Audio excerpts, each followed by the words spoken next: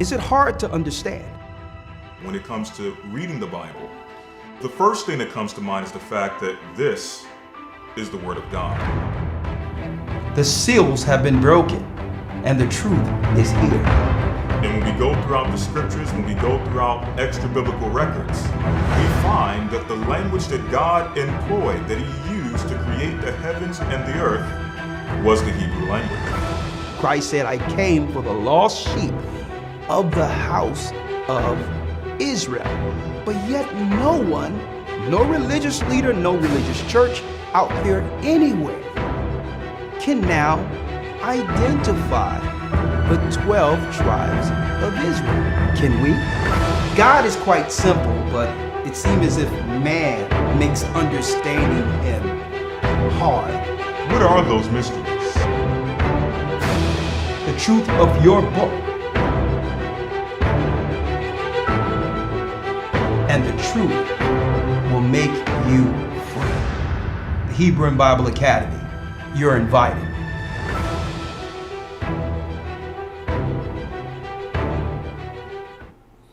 All right. How is everyone doing out there today?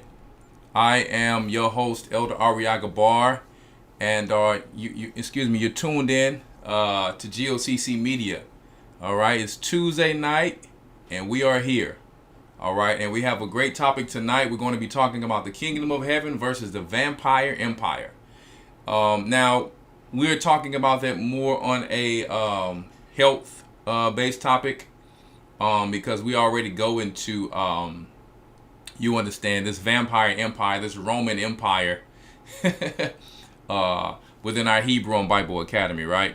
So tonight we'll be talking about it on that level, but you do still have where we go into the actual history of it here on historytimes.org. For those of you who are new to our channel, historytimes.org is our Hebrew and Bible Academy to get you up to speed.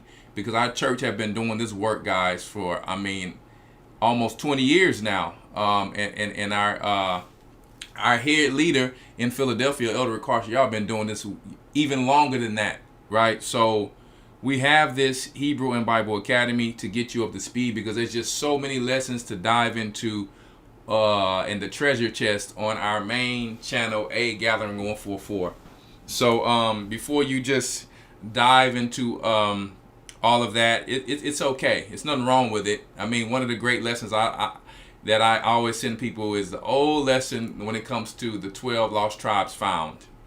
Okay, well, you see Elder Rawchaa, Elder Zionist teaching that lesson. What a powerful, impactful lesson to bring you up to speed. But this one here, it's an all-in-one.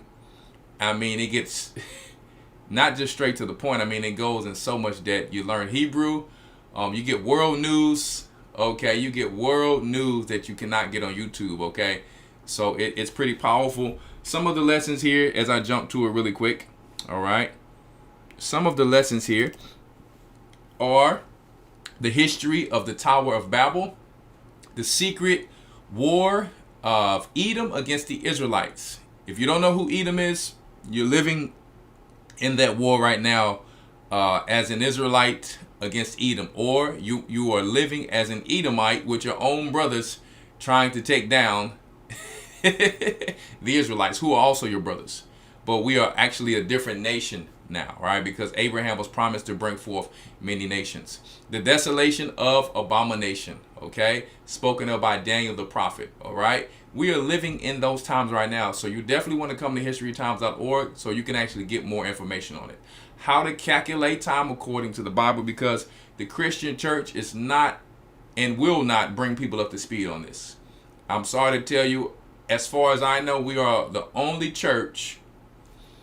It's not arrogance, but I don't know any other church. I'll just say it like that. I don't know them that's bringing forth the calendar of the Most High. I'm just telling you the truth, okay? We were also on the calendar of we were also following the moon before, which was wrong. But the Most High ended up blessing our church with a calendar where we are celebrating the holy days on the same day in the heavens, okay? If you want to know how we got there, just come to historytimes.org and we'll prove it to you, all right? It is not about the money, because guess what? It's just $150 for those 3 months. So it's just not even about the money at all, okay? I can tell you who is about the money and putting you in debt: these universities, which is nothing wrong with that. If you're going for a trade to become something, to build something for your family, it is nothing wrong with that. But just to prove to you, it's just about support, making sure that this thing can get done in decency and in order, okay? It's your basic due service to the elders who have put in all the work, and the brothers and sisters to bring this forth, okay? How to calculate time according to the Bible. God have separated the earth into generations of 50 jubilees, okay? A jubilee year. Another thing, a nest above the star, another topic, Satan's space program, okay? Then we have the final battle of Armageddon, which is properly to come right after that, okay? And then we have the covenant under fire. Will your marriage stand? Because we have to be able to stand as the kingdom of heaven, which we are. We are the kingdom of heaven. There's no third temple that's coming. We are that temple. Our bodies are that temple, which we will be talking a little bit more about tonight. It is very important, for us to talk and to speak about this topic tonight, which is, I've been speaking about it since I started this channel. Even before that, me, Ramar, Rawchaa, we would talk about these things over a decade ago back in Egypt. I've been telling people years ago. Elder brought somebody named Lindsey Williams on. He brought Dr. Truman on back in the days. But Lindsey Williams is really the one who made me go into the research about microbes and bacteria. I learned when I was in Egypt that everything was about bacteria. Listen, this journey that I have you guys on now, and others, I started getting things from the farm back in Egypt. Just so you guys know, I was getting the whey from the milk, I was getting that back in Egypt. Okay, Egypt, they had raw milk in Egypt in like little silver cans and all that. So I learned a long time ago that everything was about bacteria, a long time ago, before there was such thing of 2020. This is not some new phase that I'm riding on. No, I've been doing this for a long time. But now it have highlighted itself because of the things that have happened and the things that are going on in the earth. I remember making this beautiful whey lemonade. It was a nice, frothy, beautiful lemonade because I wanted to make sure that I had some type of probiotics in my body. So I was doing this a long time ago, and I'm very grateful because tonight we're going to talk about how, taking care of our temple will help us to be able to endure to the end. Not just, health, but our stress, the stress levels. Okay, somebody said way is the way. There you go. There you go. So, and also look forward to, we'll talk about that a little later, but let's get ready to dive into the topic. Why did I call it the kingdom of heaven against the vampire empire? Well, just a little play on words, I do a little music here and there. Because the vampire empire, they are, sucking our blood, right? Spiritually and physically. So that's why I called it that, right? So we're going to get ready to get into that really soon. Let me just finish this here. We also want to just put out really quick. It's a 3-month online Hebrew Bible and history course. 12 weeks of live historical biblical lessons, okay? You can view them if you are working, all right? Sunday from 9 a.m. to 2 p.m. Eastern Standard Time, all right? Teaching, once again, the Hebrew language, which God intended for, not intended, but that's the language that you understand that we spoke and that God intended for us to speak, the language of the earth, all right? The tongues were split during the time of Babel. Those modern day people are the East Indians that you guys see roaming the earth, totally confused out of their minds today, worshiping false idols and false gods. If you don't understand the people in the Bible, if you don't understand history, you have no purpose, you don't know where you're going. So once again, need I say, come to you understand the historytimes.org and you can get put up to speed, all right? So now that I'm done with that, I have to put that out because I'm always meeting people everywhere I go, and the Most High is always just planting those seeds. I met a young man at the gym. He reminded me of Shadiah, just on fire. You know what I mean? His spirit was just ready to go. He's 20 years old, And I said, young man, you need to come to this church. Do you know you're the Hebrew? He just open, just ready to be either deceived or saved. And I'm like, I said, I got to help this young brother. I'm like, you sitting there working at this job. No one cares about you at this job. All the things you're trying to accomplish, you talking about God and Jesus. It seems like he can't relate to these people. People at the job call it the N-word. He works at the gym. So I said, you know what? Me and my wife, we work out together. I said, I'm going to have to help this young man out and help him get his credit together, get his situation right. And that's what this is about. It reminds me of when Christ was walking and you had just certain people who, if he told them to follow him, they'll get up and go. And that's the type of spirit he has. You have certain people who you'll tell, and then, it may be for them, it may not be for them. But when that spirit is just willing and the sheep hears that voice, that's when you know they're the lost sheep of the house of Israel. Funny, because when you play YouTube videos of sheep, they will not listen to anybody's voice, or they don't recognize anybody's voice but their master. It's crazy how this works in real life. They were eating the grass.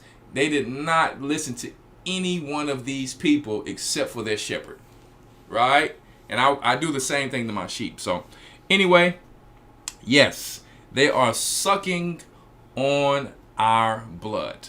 Okay, they are deceiving us. They're putting us into all of their propaganda, all of their psychological operations.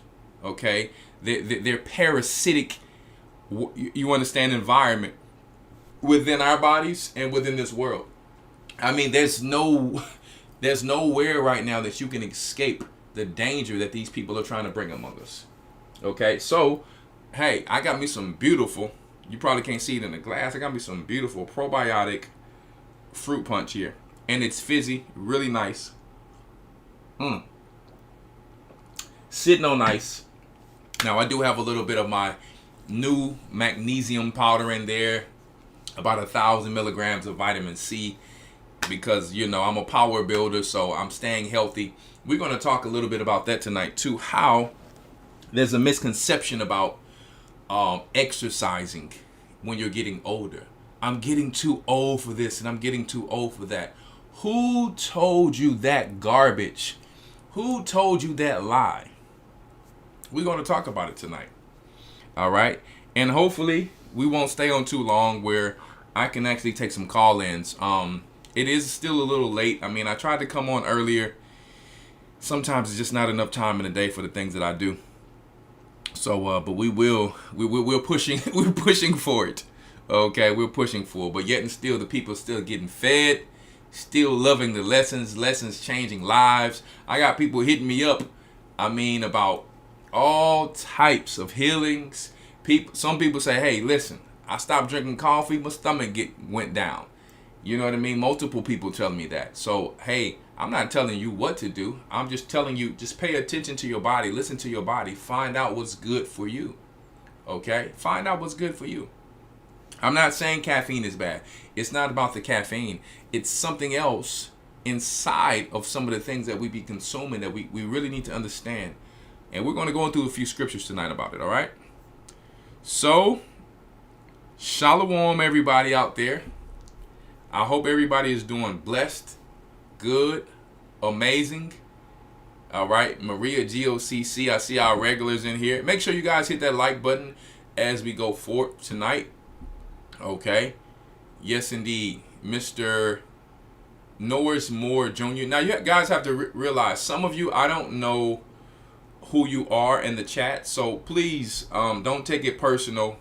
If you're doing something in the chat and I correct you, it's nothing personal, because sometimes people, Robert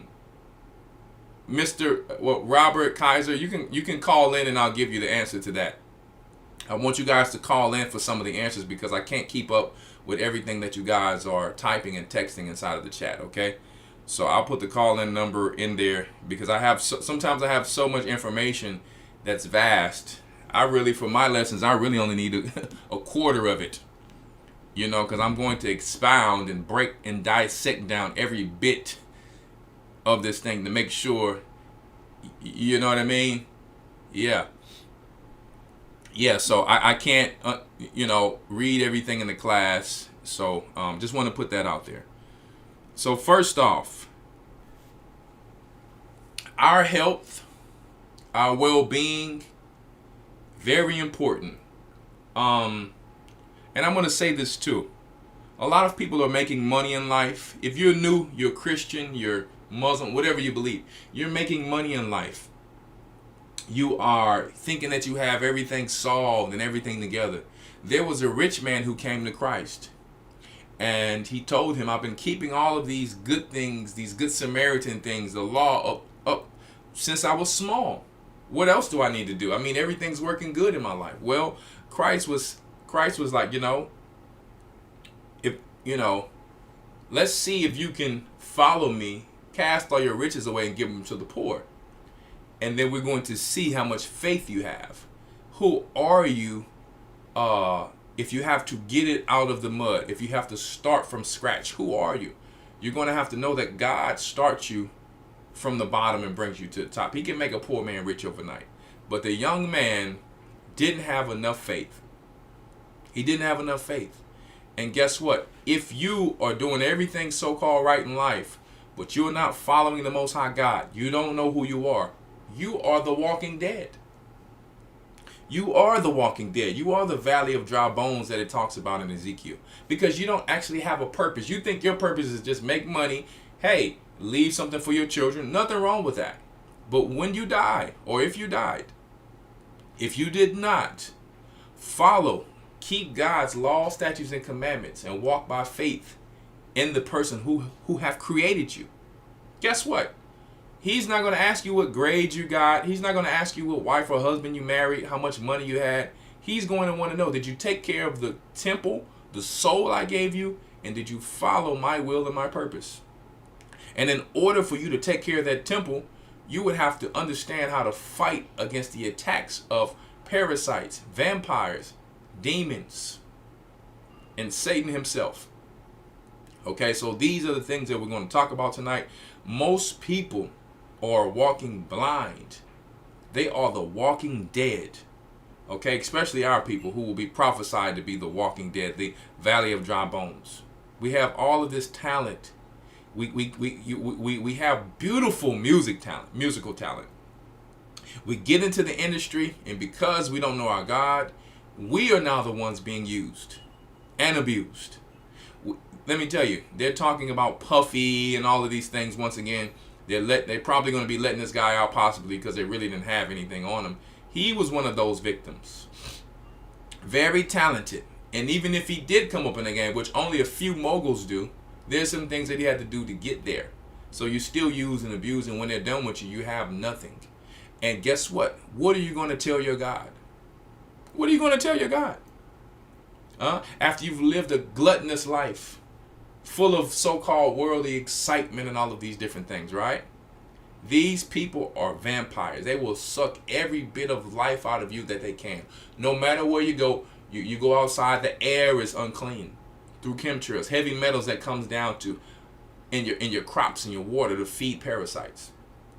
They have family in disarray all over the place. People are getting sick. People are in mess. Let me tell you, people are stressed out. And then they're calling you about their problems. And you don't have enough money to solve them. So constantly we are in a battle. The food is horrible. You have to pay a big price, you understand, to get clean food. I mean, listen, it's a lot going on. So before we go into this lesson, I like to give just a few world news before we go into the lesson. Okay, to give you an example about how they're trying to attack us and try to keep you guys away from deception. Just really quick, I want to go into a few quick articles, summarize them for you. All right. So first, because I love my people, and a lot of my people may be going through this, and they may actually be depending on some of these social benefits to survive. And guess what? Sometimes our people fall on short times, and they have to do what they have to do to get by. Totally understandable. That's what it was made for. But they're getting ready to pull the rug because the Most High wants us to be able to depend on Him to survive. And also realize that we don't have to live like this forever, and we won't. Some people think that this is the only way of life. I'm just telling you the truth. In little countries, small towns, in the ghettos, some people think that this is the only way to survive. Where they're telling their sons, the women's telling their sons, you can't get a job because if you get a job, I'm not going to be able to live. Right? So these are the type of things that's going on. I want to show this really quick. Fair use for educational purposes only. So we have this. Someone thinks that he did something good for the culture. That's what someone is showing here. Let me see if I can make it a little bigger there. I don't know if you guys can see it bigger, but someone thinks that he did this for the culture. Right? I mean, I guess it was good the way it was. Let me put it back. So it says this is from Fox News. A 27-year-old Jackson, Mississippi man was arrested over the weekend for hacking into the Hinds County Human Service Department and approving all applications for food stamps. After approving the applications, he then had cards mailed out to new applicants, all totaling $2,500 each. Current card holders were also awarded $2,500 credits. His bond was set at $100,000 and has since bonded out. More on this story tonight at 10 p.m. Fox News. Now, why did I bring this out? Well, some people probably think like, yeah, he did this and did that. But let me tell you, we don't know if this guy is a nut job. We don't know if he's an agent. We really don't know who this person is. He can be one of their agents who have done this. Okay? They're bringing in new laws and rules when it comes to Section 8 and social benefits already. Like I've been telling people. For example, some of you think that, hey, I'm in an apartment, I can't grow a garden. Guys, do you know if you're paying $1,500 for an apartment, $1,800 for an apartment, wherever it is, it depends on what state you live in, the cost of living. You can go to a country town and find a little house to rent. You can find a little house to rent. It's not going to be maybe the best house. You can go and rent the little house there. And a lot of times they have a backyard. You may not have a backyard in an apartment for the same price that you're paying now. Okay? And then you figure the rest out while you're growing your little food and making your little garden there. You know what I mean? You can literally do this. And guess what? You're really doing the same thing if you want to get approved for a house after. All you need now is a down payment, or you get first-time buyers, possibly, depending on your credit. You can actually just do this. You're spending your income tax on things and stuff like that, right? Guys, you can do this. So you'll be paying the same thing. If you still can't afford a big house and you don't want to give all your money away from rent, now you just save that down payment, okay? And you'll be paying the same price or a little bit more for now a house that you actually paying a mortgage for. I'm just telling you the truth. You're going to give the money away either way, right? So I want to put that out there that people, you can't live below your means. A lot of you just don't know how to do it. And you probably never even thought about that. Like, I have to live in this apartment. No, you don't. How much do you pay for your apartment? Okay, you pay $1,000. All you can afford is $1,000. All you can afford is $1,200. Okay. You probably saying, well, I don't like this old house. Which one do you want? You're not going to get everything. At least they're telling you can plant a garden and do whatever the case may be there. And then when you learn how to live and do those things, and you get your little income tax or whatever money you worked hard for or saved, you just find something you actually like, right? And you pay a mortgage on that. And guess what you can do? Now you're on the Monopoly board. If you fix that house up, you see what I'm saying? Now you're in the real estate game. You can, if you don't like this one after a few years, you can sell this, get the equity out of it, and you can get something you really want. Listen, guys, you don't have to be rich to do that. You have to have knowledge or you're going to suffer. Why am I saying this? Because people, they're sending out people like this for people who have no faith, for people who are lazy, right? And when I say lazy, I'm not talking about our whole culture. Some people have fallen into the thing that they're saying black people are lazy. Some people have fallen into that. Our people are not lazy because we built this country, but some people are falling into we got to get the white man back. They owe us this, so we might as well take, and rob and do the same thing they did. They do it. No, because these people are trying to put our people into their traps, okay, and their snares. So they'll do things like this. And if this man sent this you understand, some of these benefits out to some people, it's not their fault. But you know, Esau, you spent this money that was involved in a crime all of a sudden, and now they're calling you a criminal and you had nothing to do with it. You just received something. Just like the PPP loans that came out. You better be careful how Esau the hunter operates, guys. Because they are changing this system. They're getting ready to come in with this cryptocurrency, and eventually that's going to translate into the mark of the beast with the what do you call that, blockchain. All right, so I want to put that out there really quick. Just another distraction out there. Okay, outside of that, I know that people still probably talking about this Iran thing. Don't worry about it. I told you guys that the Sauds in Saudi Arabia are actually Jewish people. I learned this years upon years ago. That 1, Abraham was a black man. 2, Ishmael will be a black man. Okay, he will be a black Arab. And if you have not lived over there, black Arabs have normal noses. They don't have the little long pointy Alexander the Greek nose. Okay, that's a new type of creation from the Romans and the Greeks. And I'm not talking about the Danites who stay over there on the Greek islands and parts of it. I'm talking about Edomites. All right, I'm just telling you the truth. They have linked in these families with China and all that. They linked in with these people. They went to Egypt. When you go to Egypt, you're not really seeing normal Egyptians anymore. You're seeing Edomites mixed with Persians, mixed with the French, which are Edomites, mixed with Egyptians, mixed with Arabs. You're seeing a whole different situation. Mixed with Syrians, right? Mixed with Armenians. This is what you're seeing. When you go to Saudi Arabia, they're normal people who you almost mistake for a brother until you see them walk a little goofy.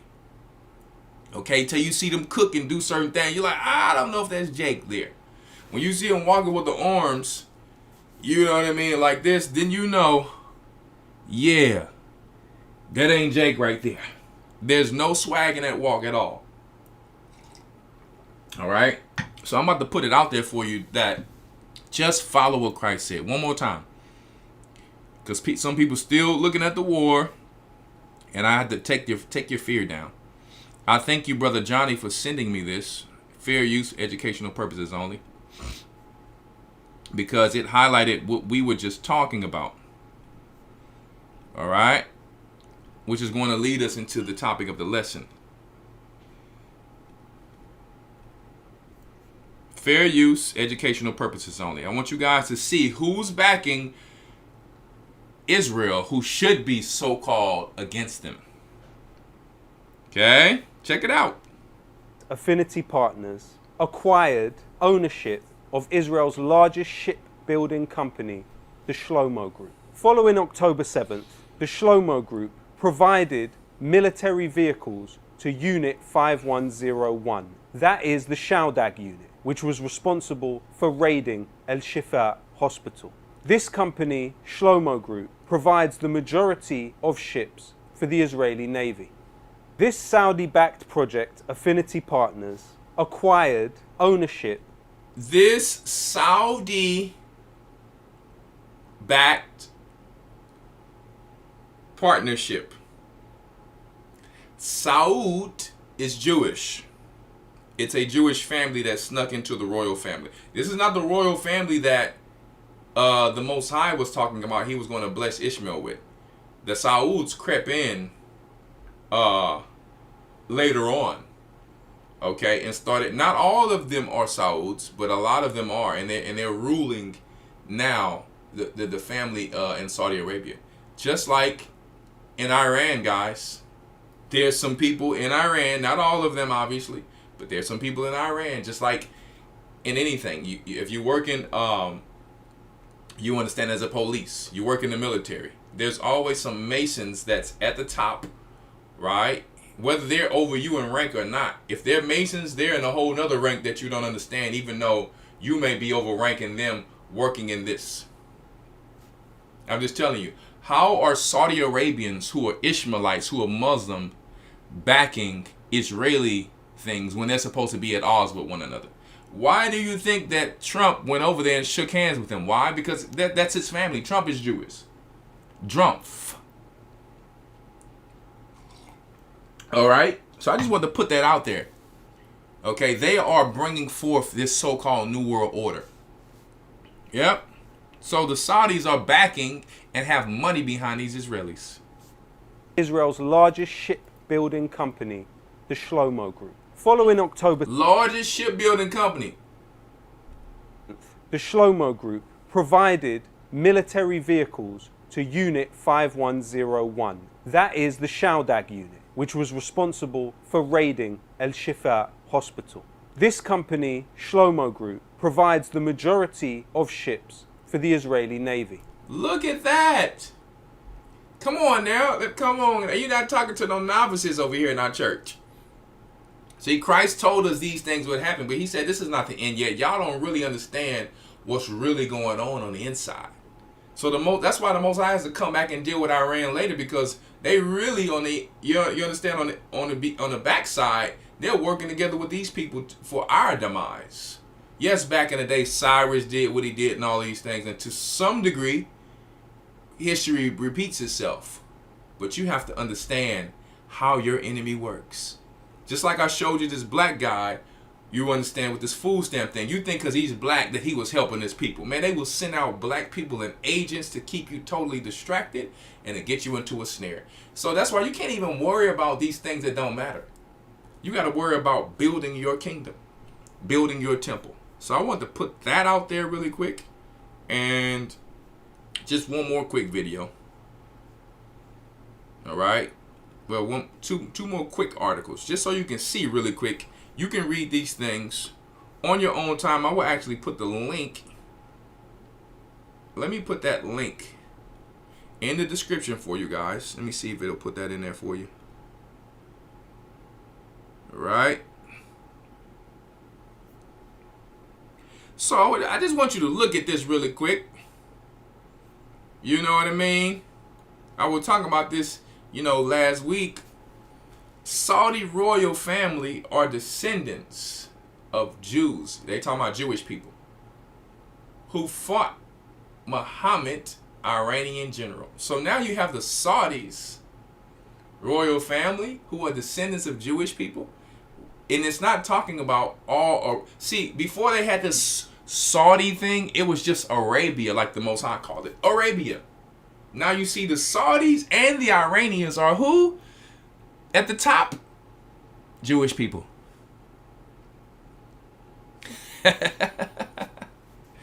Yes, indeed. You can read that on your own time. Saudi royal family are descendants of Jewish who fought Muhammad, Iranian general. Oh, they're controlling both sides of the whole war. I used to tell people back in the days, oh, yeah. Yeah, I know. That's why my name is Warrior. I understand how war goes. I understand how war goes. All right? And things that people overlook. One of the main things that people overlook is women. Like Rawchaa was saying earlier, a lot of the human traffickers are women. People will overlook that. Because, you know what I mean? Oh. We are at worldjewishcongress.org. Iranian president, this is from 2009, all the way back, long ago when we left to Egypt. The man who said the Jews left black and came back white. This is how they get you. They get you to bite on the fruit of good, and then comes the evil. So they have to gain your trust first. Huh? Sometimes they throw things out there just to see who is awake. Yeah, we support Mahmoud Ahmadinejad. And guess what? He slit your throat later. Huh? Oh yeah, let me tell you, I don't trust my enemy. I'll do business with you, but I won't trust you. If my guy's like, I can buy water from you, I'll buy some water from you. Just like when we was leaving, he said, you can buy water from him, but that's about it. Iranian President Ahmadinejad born Jewish. Mahmoud Ahmadinejad was reportedly born into a Jewish family which converted to Islam. Oh, aren't the Iranians a part of Islam? Come on now. And they just giving you the surface of it. It's deeper than this. Okay? The British newspaper Daily Telegraph reports that Ahmadinejad's original family name was Saborjian, which is in Iran officially listed as a Jewish name, meaning cloth weaver. The newspaper published a picture of the Iranian president holding up his identity card last year's in the election campaign in that way that shows his family's previous name. Ahmadinejad was never denied that his family changed his name when it moved to Tehran in the 1950s. He has never stated his family's original name. Just like, what's this guy's name in Israel that Elder put out just recently? I don't know why his name is not stirring up. He's really not that important to me. I can't even remember this guy's name. Yahoo. All right. This dude, Benjamin Netanyahu. Which he changed his name too. So they sneak in and creep in on you. And then you be so nice, you be like, yeah, you're doing a great job. And then guess what? They ready to be straight covenant breakers. But I want to bring that out there for you so you don't have to be worried about anything. Christ got us. He told us, don't you worry because the end is not yet. These guys playing the game. Christ didn't say he was doing this. He was telling us what we should look out for. He will tell you when he's doing something. If the Most High said, I'm going to bring them into the valley of Jehoshaphat, that's his hand in it. So you have to know when you're reading it, when he's just saying, hey, don't worry about it because there may be inner workings that's going on with the angels or the dark side. It's a lot that goes on that we don't know. All we have to focus on is keeping ourselves together and trusting the Most High. So, let's get it. The kingdom of heaven versus the vampire empire. Let's get a few articles here really quick. First, I want to go into this. There's a lot of modern day health videos, articles out there. I mean, there's so much of plethora of information. But I'm going to make it palatable for you to swallow when it comes to these things. Because sometimes people get too deep in some of these diets. Sometimes they make doctrines out of them. Sometimes it leads you into the wrong way when it comes to idol worship and things like that. Okay, so we're just going to teach you today how these vampires are trying to suck you dry. Take everything out of your spiritual bone marrow and physical. Have parasites coming in you, just eating you alive, so you can't even endure to the end. All right? And they have you even making excuses, speaking your own demise. I'm old now. I can't do this. You know what happened when you get old. And let me tell you, with all due respect to my elders out there, and when I mean elders, people of age, you can believe what you want to believe for your own body. But for mine, I'm going to believe the elders in that Bible. Like Caleb. Caleb was 80 years old, able to go out and come in from war. Maybe that's just my spirit. I don't know. But that's who I'm following. I'm following people who I see doing pull-ups at 80 years old. And then you have people who's maybe they just never saw it. So I said today I can show you understand people that they can actually do better and be better. All of these sayings, you know what happened when you get old. I'm like, I don't know because I'm young forever. I don't know what that means because guess what? The same old thing that the Most High used to create the heavens and earth. That water that he spoke to. Okay, you know how they did that experiment with water and they spoke negative to it and the water became cloudy and disgusting. And then when they spoke positive, the water stayed clear and good. That experiment right there, that same water, that most of the water that's in our body is in our brain, where our spirits are. So what you think, what you say, what you speak is what you become. So we're going to talk a little bit more about that tonight. How you say, man, I'm getting old, I feel bad. Let me tell you, that's because we lack knowledge. Elders not telling you like I had it all together. I had to go through the trials, tribulations, and still fighting for certain things to make you understand to get better. We will never stop getting better. We will never stop learning. We will never have arrived. But we definitely can't believe things that may just not be true. Elder Rawchaa brought out the other day on his lesson about the kefir, Abraham, how it was dedicated. You understand in history that it probably was dedicated to Abraham's long life, is what I was trying to say. Okay. Yeah. Let me tell you, we are made up of more microbes than human cells, which proves our God to be more, in fact, right. Because he told us that we were made from the soil. We were just thinking dirt. But we were not thinking the microbes that's in the soil will be the same as the gut. And I have a lesson that I've done. I don't remember the title of it, but someone was looking for the lesson not too long ago. From the dust of the ground, something like that. Powerful lesson when it comes to health. So let's play this really quick. And I have a few more, and we'll go into some scriptures about some of these things. Fair use, educational purposes only. Now, she can go a little deep when it comes to nature. I'm not playing this for the let's get at one with nature part. That's how people go off. But I'm here to tell you that one thing she had right was what she's going to say. Apex predator. We control everything in our environment. Now, nature will control us eventually because we're dying of metabolic diseases now through our food supply. So nature's telling us, like, your DNA is set up on my clock, girlfriend, not on your own clock, my clock. And my clock's telling you, you need to eat meat. You need to get your B vitamins. You need to get your microbes in your gut. You need to get sunshine. And if you don't, you're going to die of metabolic diseases. Nature's trying to tell us that we're not doing the right thing. Now, she is just telling us in her own knowledge, like everybody's coming to this knowledge, and really it's the Most High Spirit coming out, showing the earth that we have been doing it all wrong, because these vampires have had people so confused. Go and take this medicine. Go and take that medicine. And guess what? They have been giving you, what do they call? They have been giving you, what do they do in the Catholic Church?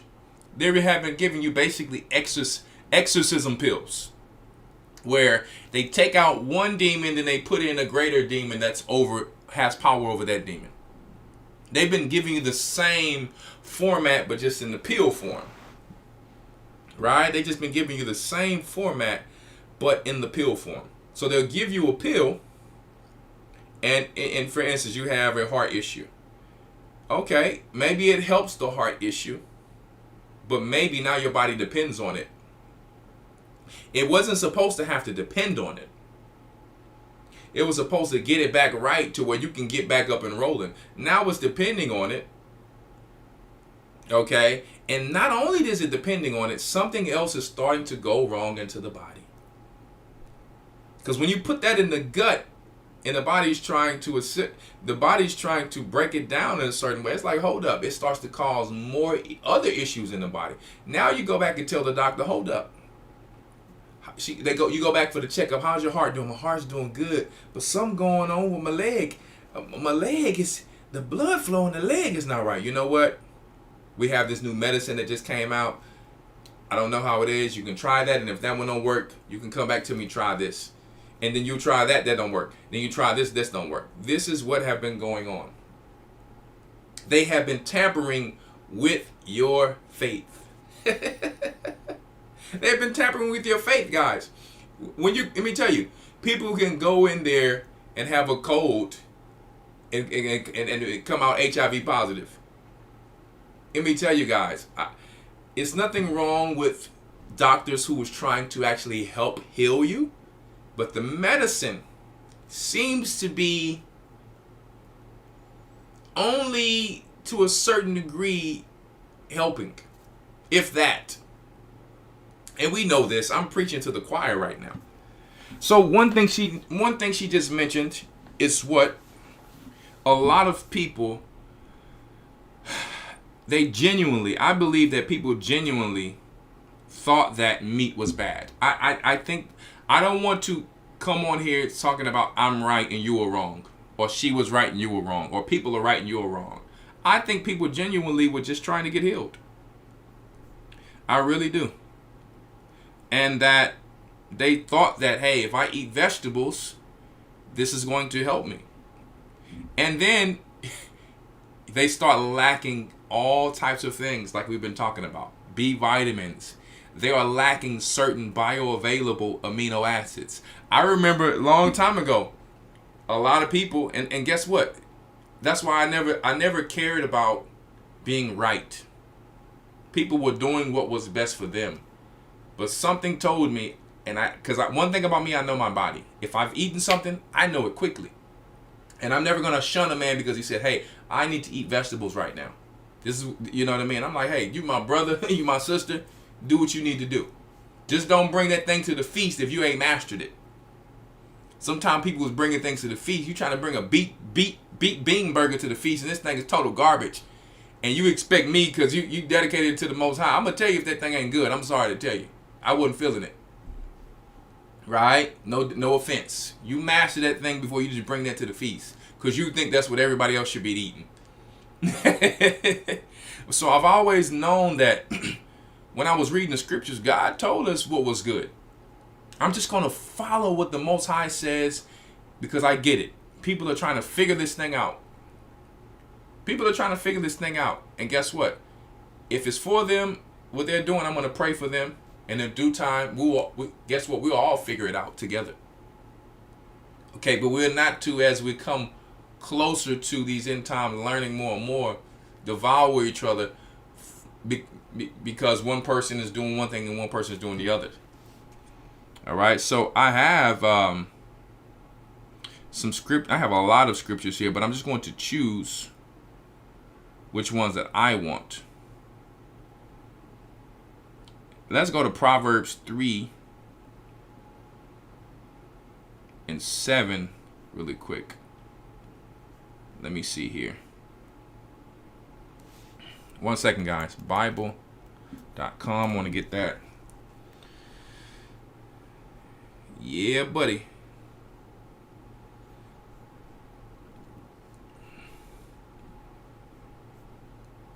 It's going to solve two problems for me, this scripture here.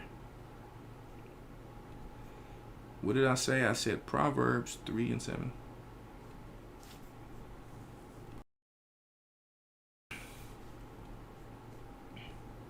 All right. All righty. We'll start at verse 5, actually. Trust in the Lord with all thine heart, and lean not unto thine own understanding. Trust into him with all your heart. Now, for those of you who may be Christians and don't truly understand the Bible, you're thinking about a heart that pumps blood. I get it. We're not talking about that heart that pumps blood. It has no thoughts. You think it has feelings because you feel it moving like a clock, ticking.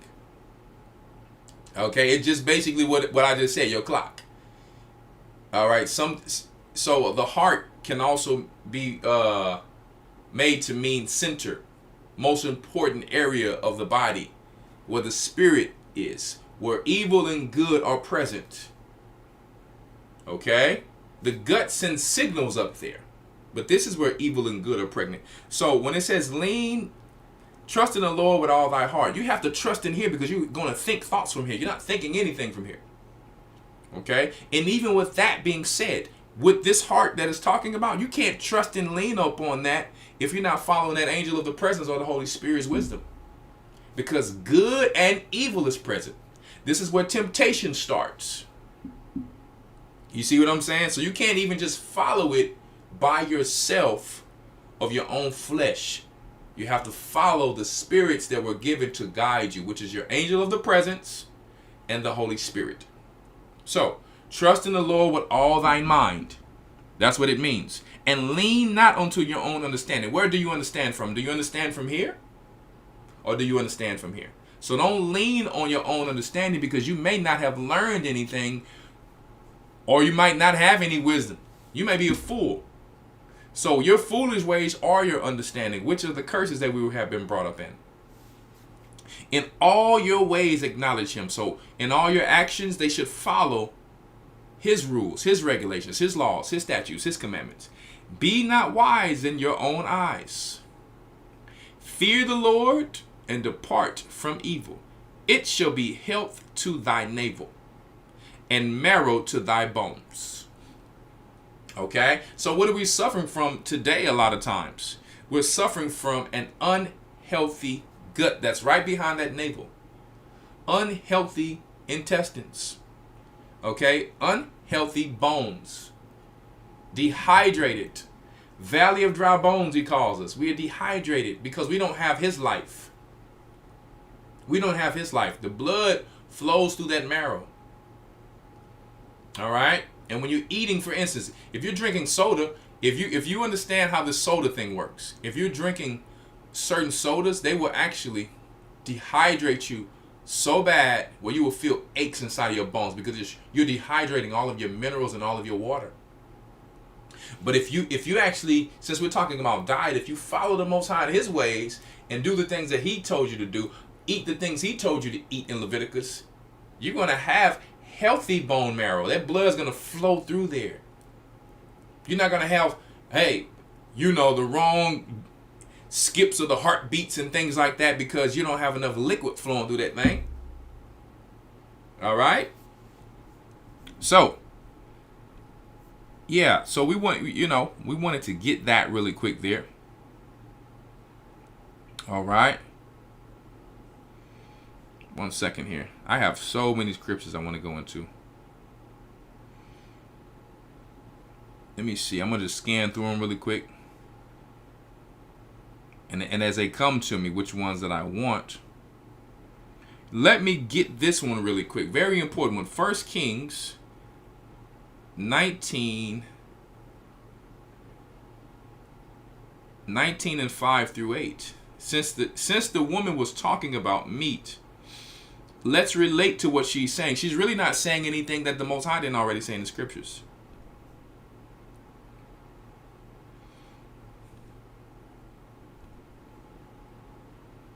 One moment. So we have 1 Kings 19 and 5. We're going to break it down for you tonight. We're going to show you how you can get healthy. We're going to change that mindset, that weakness you have. Because I know you're not trying to be weak. No, you're not trying to be a glutton and obese. We're not here for excuses. We're going to bring you back to life before you get back to the real life. In your spiritual body. If it be the Lord's will. Let me see. So, we're going to go to verse 4. It says, but he himself, we're talking about Elijah here. But he himself went a day's journey into the wilderness and came and sat down under a juniper tree. And he requested for himself that he might die. And he said, it is enough now. O Lord, take away my life, for I am not better than my fathers. Now, this is where somebody thinks that because he's dealing with the Most High and he's going through all of this, he should try to be deep and fast. Let me tell you, like Christ told them when they were telling him about the disciples, you're going to fast when you have to fast. Trust me when I say you're going to know when you have to fast. Right? And you should have discipline.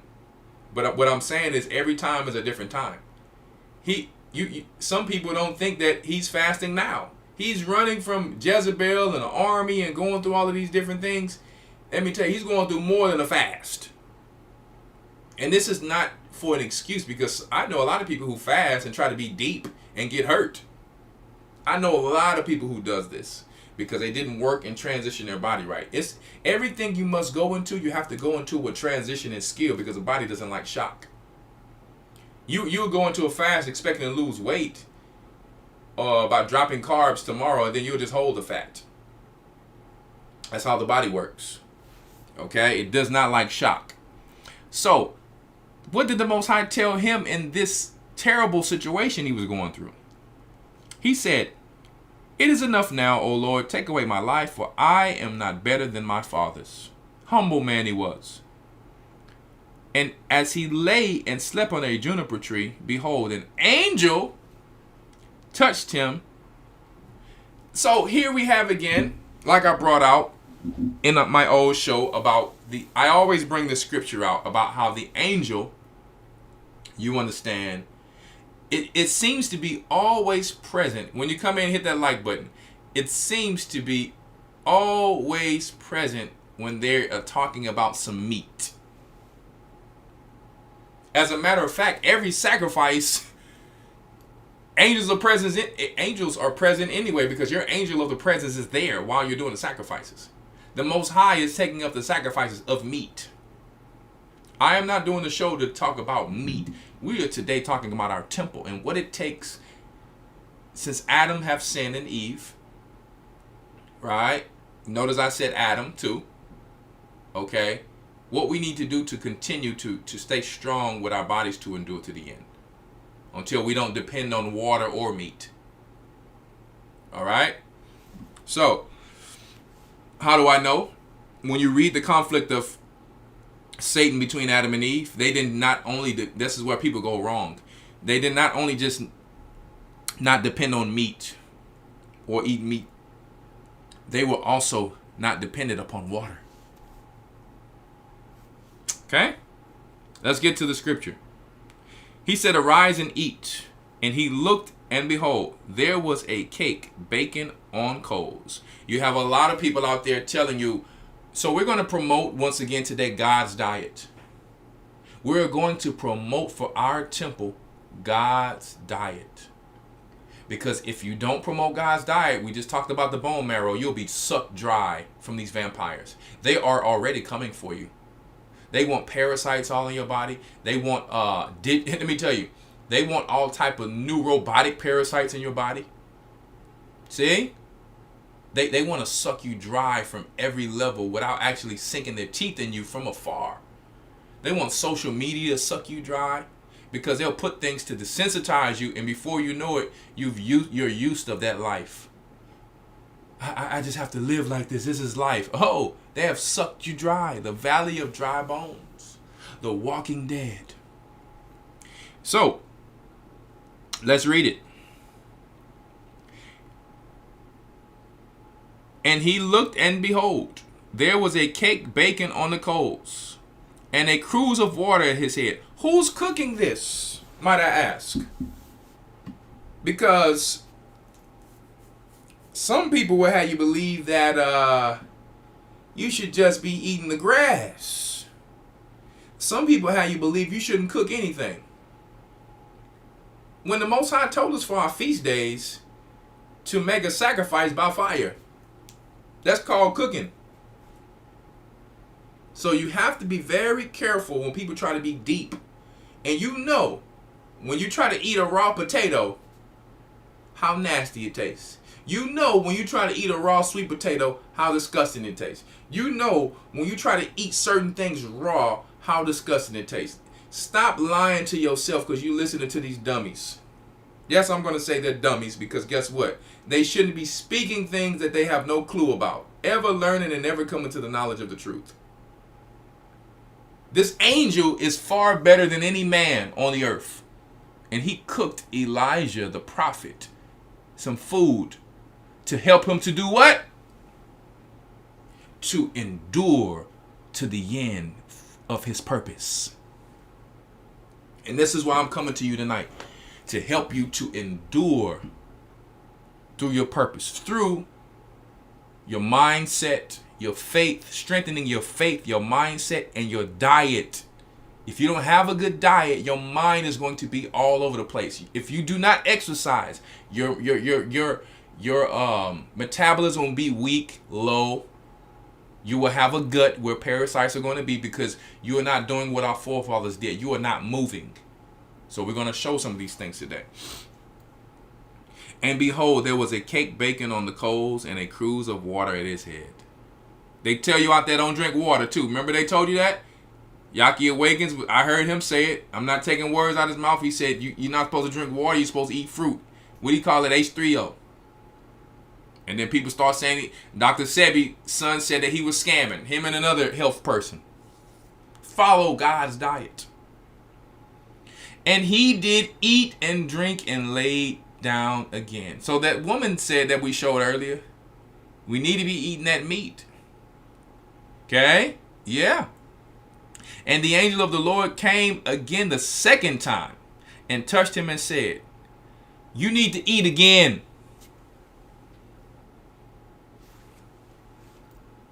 Okay? So he fed him again, knowing that he was now getting ready to go on a fast. Because the journey was long and he was going to have to deal with the Most High. And touched him and said, arise and eat, because the journey is too great for thee. And he arose and did eat and drink and went in the strength of that grass 40 days. Now I'm just playing. He went in the strength of that oregano. He went in the strength of that cilantro, when there's probably no cilantro growing in no desert. The angel didn't pull out no cilantro. He didn't put out no herbs. He gave this brother some protein amino acids, which has fat in it, and water. He didn't give him no carbs, because the body can produce glucose. Alone, the body can produce glucose, if you didn't know. And inside of the protein, there's things that is in the protein. It's a process that actually converts some of the things in there to glucose as well. I'm not saying don't need carbs. We need sugar and carbs. But our body only really needs like 80 to 100 milligrams of carbs for energy. All right? It only really needs about that much. You can eat more, but the problem is we're overeating that for our temple, and we're not operating. Our thoughts are not clear. We're over drinking. We're not disciplined. We're not moving. We're not burning off the sugars, which is making a lot of people diabetic. During 2020, most of the deaths were diabetic deaths. Okay? So you got to be careful about how these people put things in numbers out there and statistics out there, okay? But I wanted to show you that really quick. Okay? Yeah, so we're gonna stick on God's diet tonight, so that we can make it through to be able to have strength to fight against these vampires. Now, we have to fight the spiritual fight first. But you have to physically eat something to even be able to fight spiritually, because you're going to be dead if you can't fight. If you don't eat nothing, you can't fight nothing spiritual, because you're dead. I'm just telling you, if your purpose is to be living, you got to eat. Okay? So, yeah, I wanted to put that out there really quick. Let us go into some other videos here. I want you to take a look at this really quick.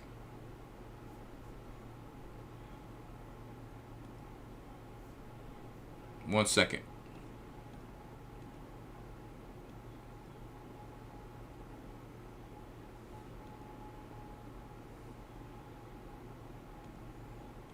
I want to show you a beautiful thing somebody put together.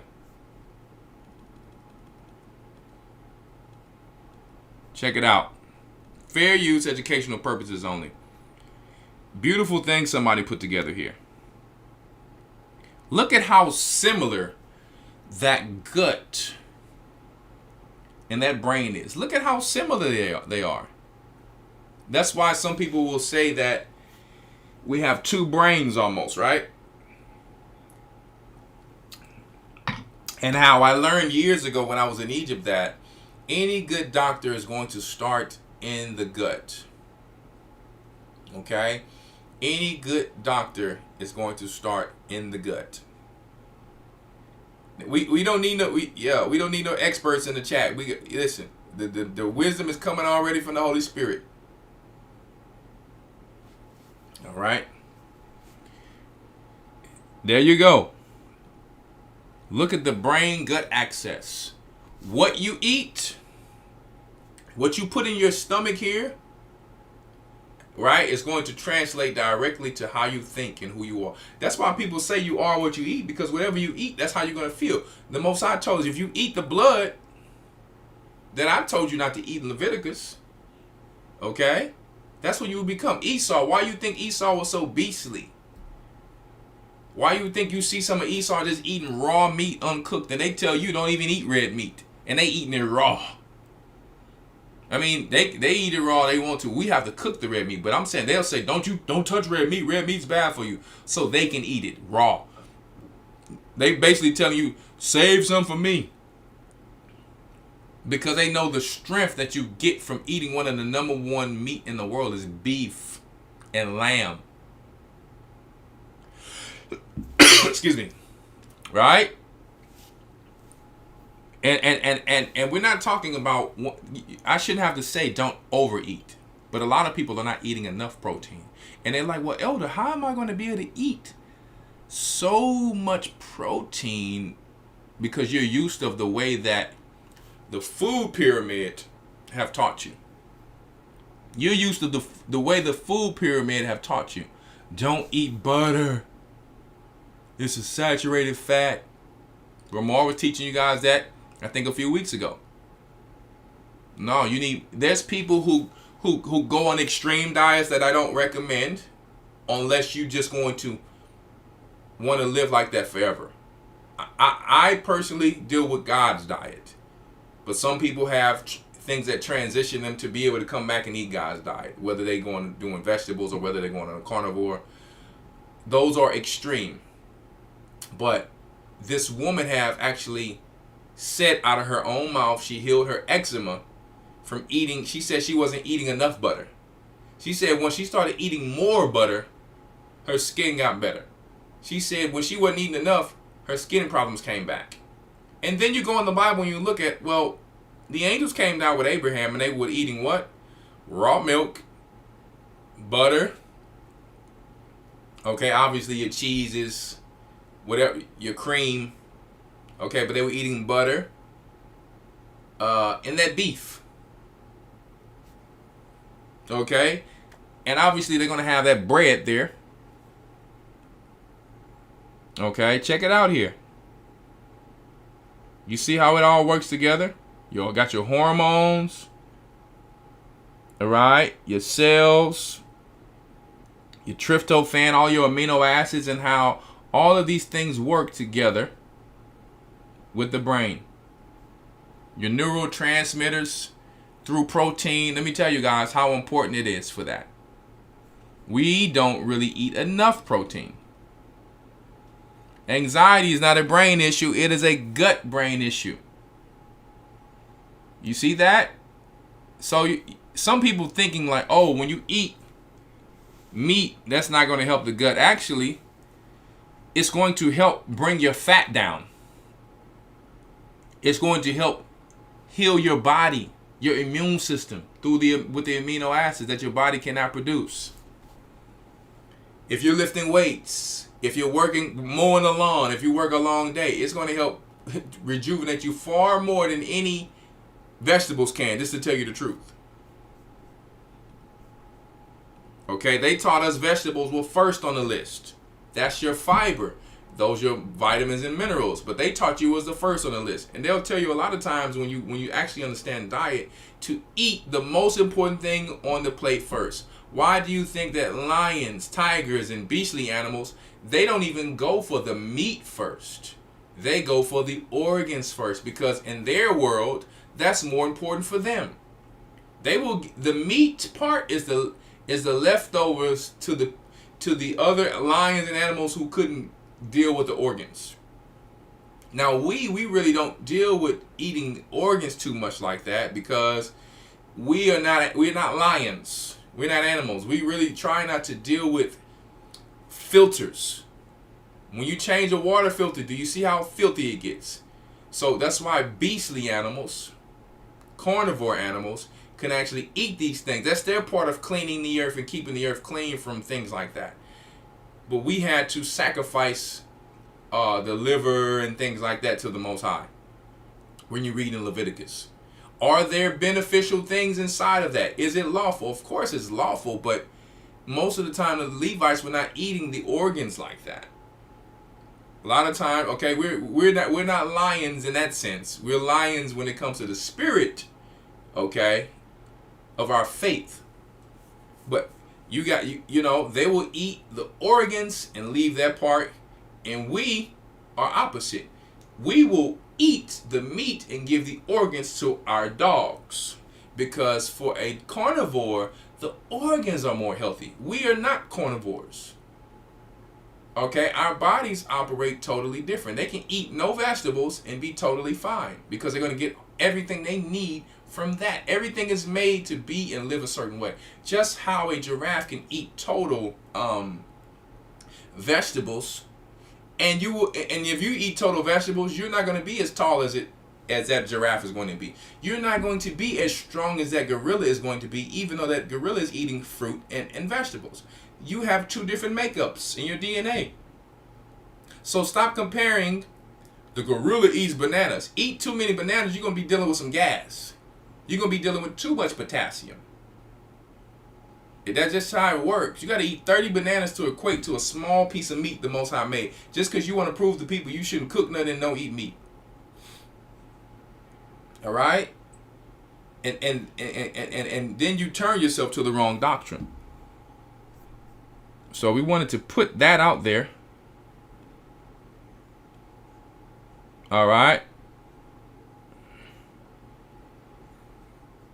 You can't really. Let me find another scripture for this.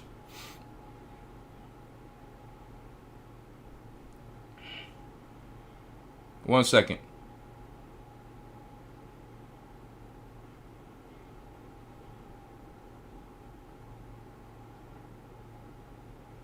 Whose end is destruction, whose God is their belly. That is going to be Philippians 3:19. Really quick, short scripture. Philippians 3:19. Really simple. These are scriptures we may just overlook sometimes.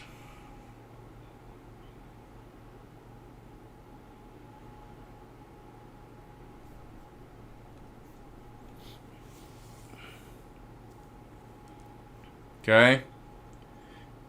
It says, let's go to 18. For many walk, of whom I have told you often, and now tell you even weeping, that they are enemies of the cross, whose end is destruction, whose God is their bellies, and whose glory is in their shame, who mind earthly things. So you have some people who are gluttons when it comes to what we're talking about, who are overboard. Who all they do is just, you know what I mean, just eat like beasts. Just, you know what I mean? That's an issue for us right now. Remember I showed you guys, I don't know where I can find it, but I have not been able to find it.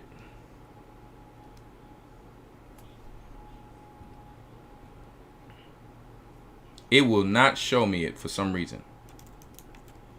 The movie Branded.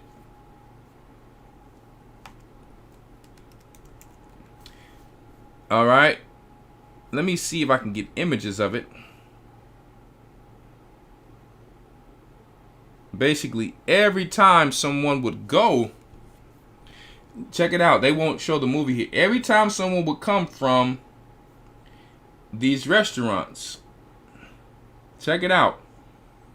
Every time someone would actually go, is it going to make it bigger for me or no? One moment. Every time someone would go to these restaurants, while that's loading, they would come out with a clown on them, which really represents demons or parasites. That's what would happen. So I'm trying to pull that up. I was trying to make it bigger for you guys. I don't know why.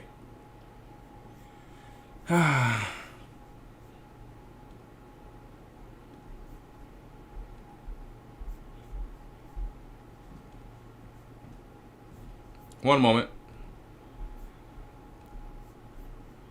Here you see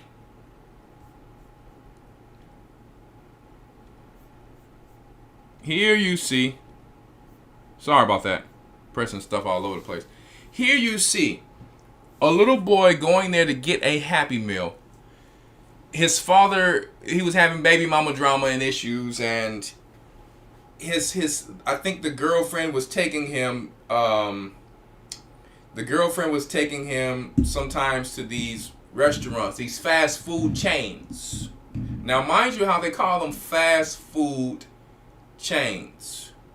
One, what is fast food? Anything fast have not been thoroughly taken the time out to appreciate what it took to plant, to grow, the whole process. It's a fast food chain. Now they're all linked. Burger King, McDonald's, Pizza Hut, Domino's, and I'm telling you, I don't eat from none of these places at all. Do what you want to do. Pizza Hut, Papa John's, all of these are the fast food chains, guys. I'm sorry to tell you. Coca-Cola, all of these things represent fast food. Okay? You see me, if I need soda, I got probiotic soda made at home, or the one that's organic from the grocery store or something. And it fizzes and everything. Tastes just like Hawaiian Punch, but natural. Okay, I got grapes in that thing. I got dark grapes in that thing. It may have a little kiwi. It may have a little whatever. All types of fruit. Peach. So they came out, and they would always have demons on them. They would always have demons on them. So the more they ate, the more demons.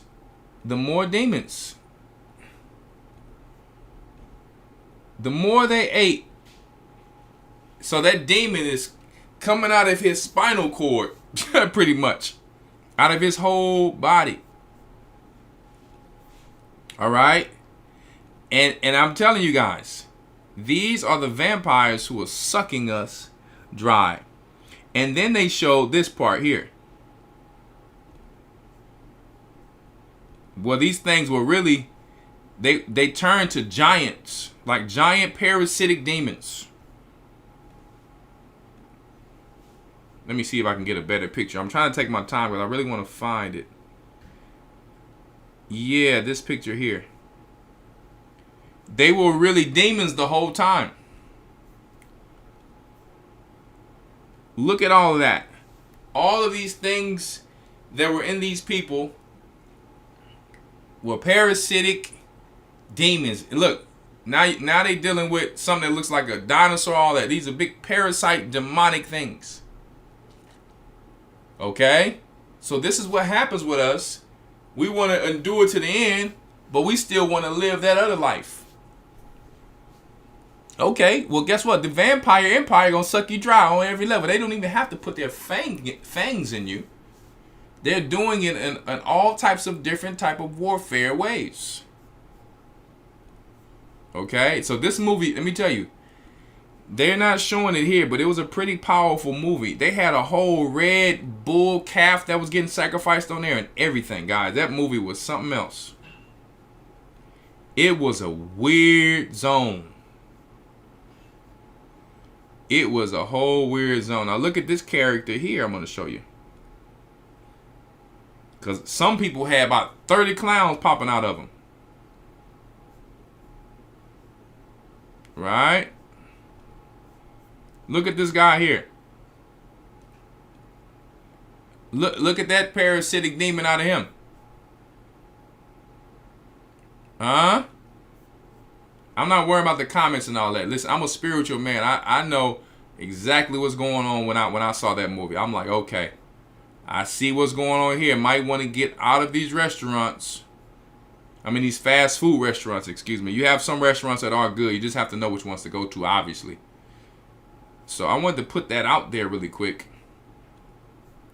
before we go forward.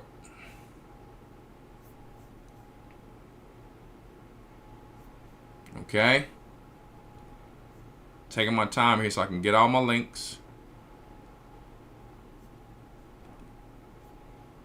Now, there's a lot of diseases out there that people don't know that either came from getting stuck with vaccines when we were small, allegedly. There's even something about having pets when a child is very young, under the age of 5. There's multiple reports out there that if that pet is not dewormed, if the people are not getting dewormed, there's something that can affect the child at a very early age, especially people who like to let the dogs kiss them in the mouth and all that. I'm just telling you, I had dogs for a long time. I can train dogs. I can do all that. Right now, it's not in my priorities. I really don't, And guess what? It's a big difference when you actually train your animal. If you pay a few $1,000s, not that you have to do it, but trust me when I say it's night and day. When you actually pay money to train an animal, it's night and day. I'm gonna tell you right now, it's like having a robot. It's two different worlds. I've had you understand the ones that I've trained myself, but then when I'm talking about properly trained, totally different situation. Okay?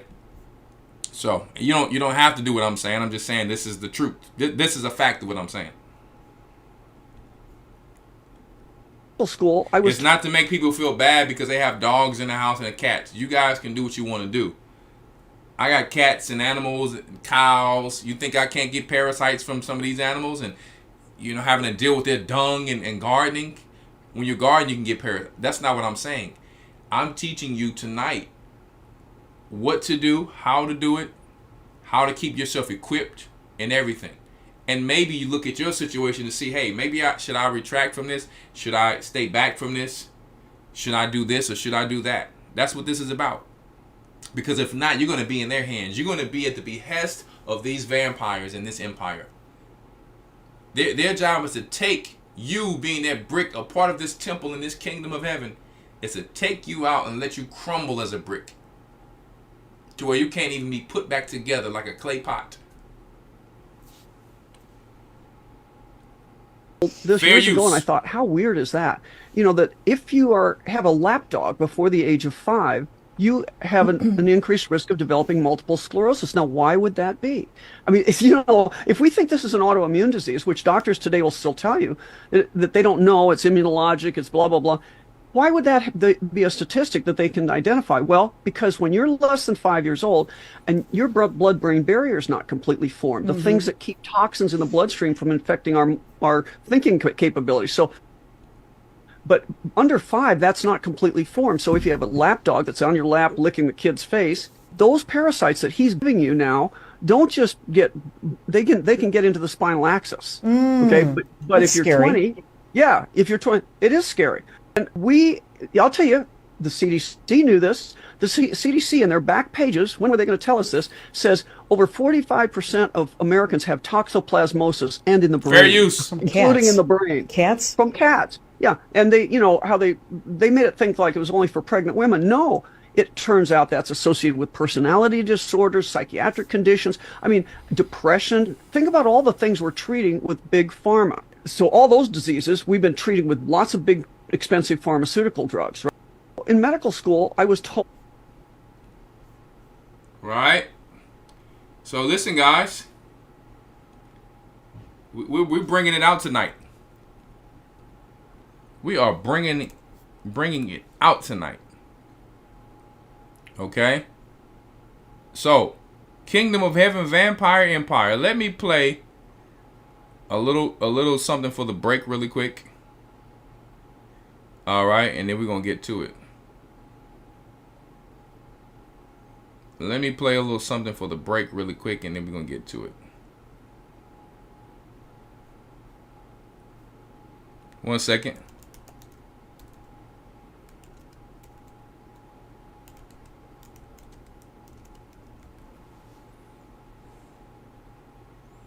Let me pray some for the break really quick. Fair use, educational purposes only.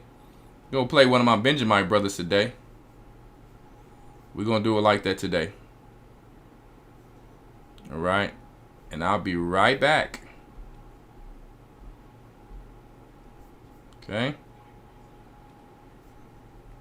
1 second.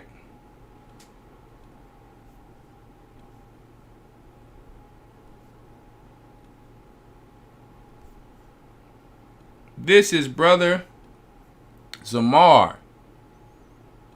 All right. I think he's from the Trinidad body. So we're going to play him right now. Yes, indeed. Fair use educational purposes only.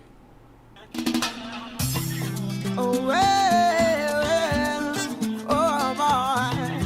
La, la, la, la, la, la. Oh, boy, boy, boy.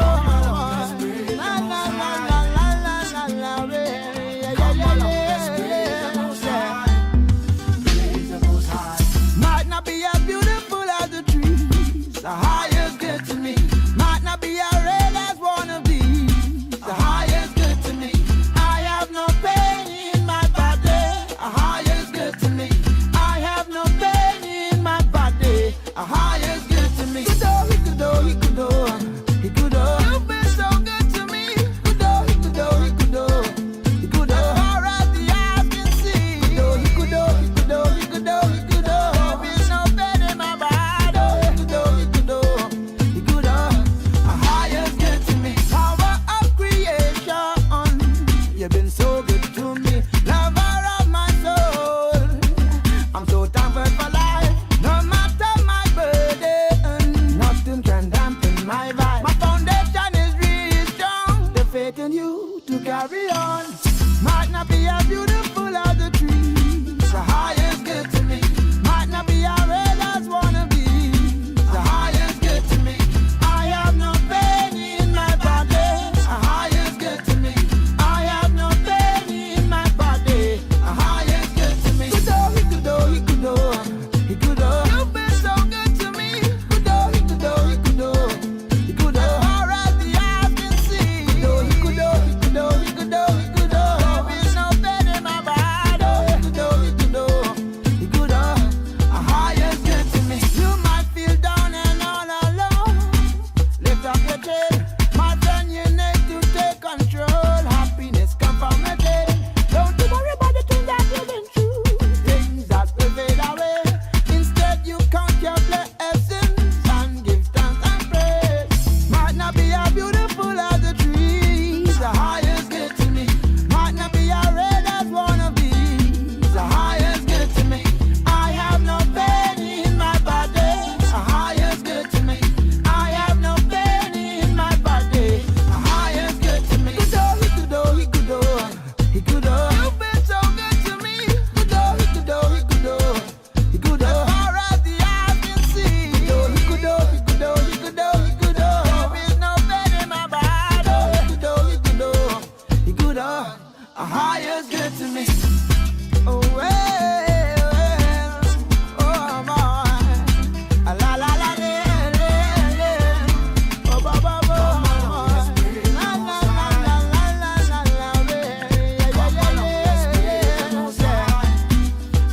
We go praise, we go praise, praise the Most High. We go praise, give Him praise, give Him praise.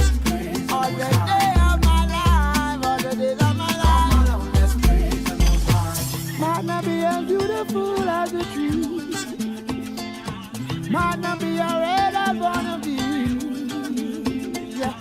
I have no pain in my body. I have no pain in my body. Praise the Most High. I have no pain in my body. That's how we all want to be. Huh? We got to thank the Most High for the things that He's been good to us for, instead of putting more burdens on ourselves. So that's another thing that you understand that I want to talk about when it comes to stress. Because, right? 1 second.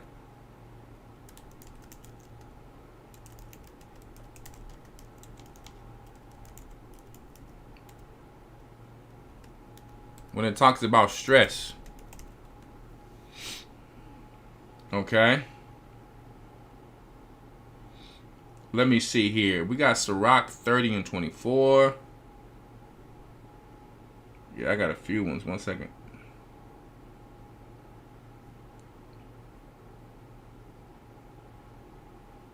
Ciroc 31 and 2. So let me go to Ciroc 31 and 2 first. I want to talk about stress too.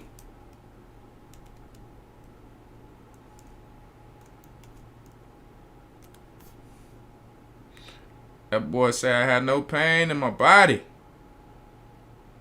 Yes, indeed. That's how we want to be, don't we? Let me get that cape.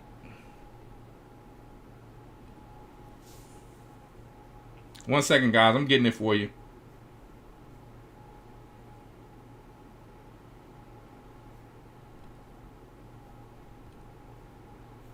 No, hold on now. We need that KJV. Stop playing with me.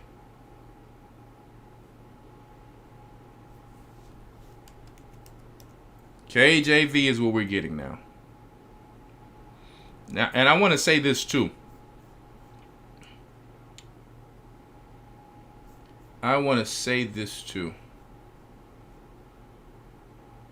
One second.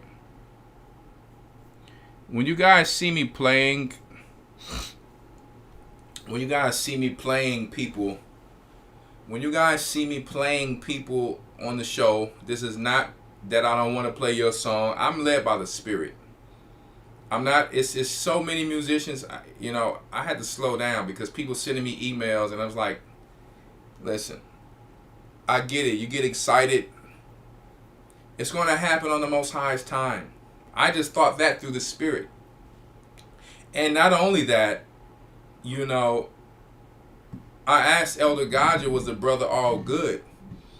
So, I saw the brother for a long time on there. I didn't play a song for years that I've been on this show. So people send me stuff all the time. Some stuff is whack. I'm not going to lie to you.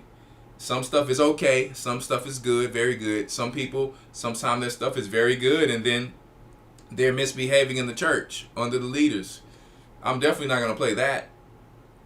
You know what I mean? You'll have people who does music, people send me them, they're not a part of our church. I definitely am not going to deny that talent, but I'm not going to really get into that because we went into Egypt before and we had people who were there with us and they were not really affiliated with us, but that's what they were saying. They had their own little crew, and guess what? Nothing wrong with those brothers. I mean, they were young. They called themselves the truth seekers, whatever. They were seeking the truth. They were young. This was a very beautiful movement, but there's certain things that as men of the Most High, we did not want to do in a place where we were laying our heads, meaning going out there with cameras. Hey, we're out here in Egypt and doing this and doing that and getting us in trouble with authorities. So personally, when you guys are sending me people who's, I don't care how much bars they can rap. To me personally, one, I can rap bars. I'm a ghostwriter. I'm going to rap bars. I rapped so fast when it wasn't in style to rap fast, and then I stopped doing it because I knew people were doing it to show up. I've been doing that since a kid. So for me, talent for the children of Israel, that's going to come and go. That's just normal for me.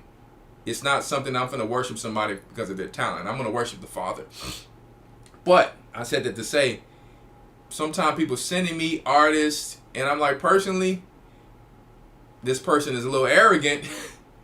You know what I mean? And they think that they're leading and doing something because of their music and trying to run churches and all that. Godspeed. That's all I can say. Every man, sometimes they go through their own little thing. But you don't have to send that to me and then you get mad at me because I don't want to. Hey, I'm really not into things like that. I'm cut from a different cloth. I'm cut from principles, the principles of life and the principles of Christ. Period. So. Why am I saying all of this? I put this brother up there today, and usually people will rush to this brother and try to say, oh, let me do a song with you, let me do a song with you. Once again, crab in a bucket mentality. Not that that's bad to do it, but I'm saying be led by the Spirit.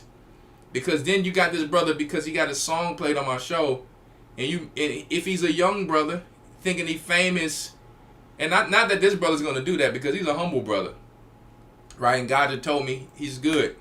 So, but and you know, our people, I show somebody hot or doing something, and it's like, oh yeah, I got a song with such and such. That's really not the right way to do things. That's all I'm saying. It's just not the right. Like, we have the crab in a bucket mentality. Elder played him, maybe he'll play my song if I got on a song. No, you won't be recognized in my eyes, because guess what? Vainglory is not even recognized by the Most High. It's recognized and then it's put down. I could have played my own song right now. This is my show.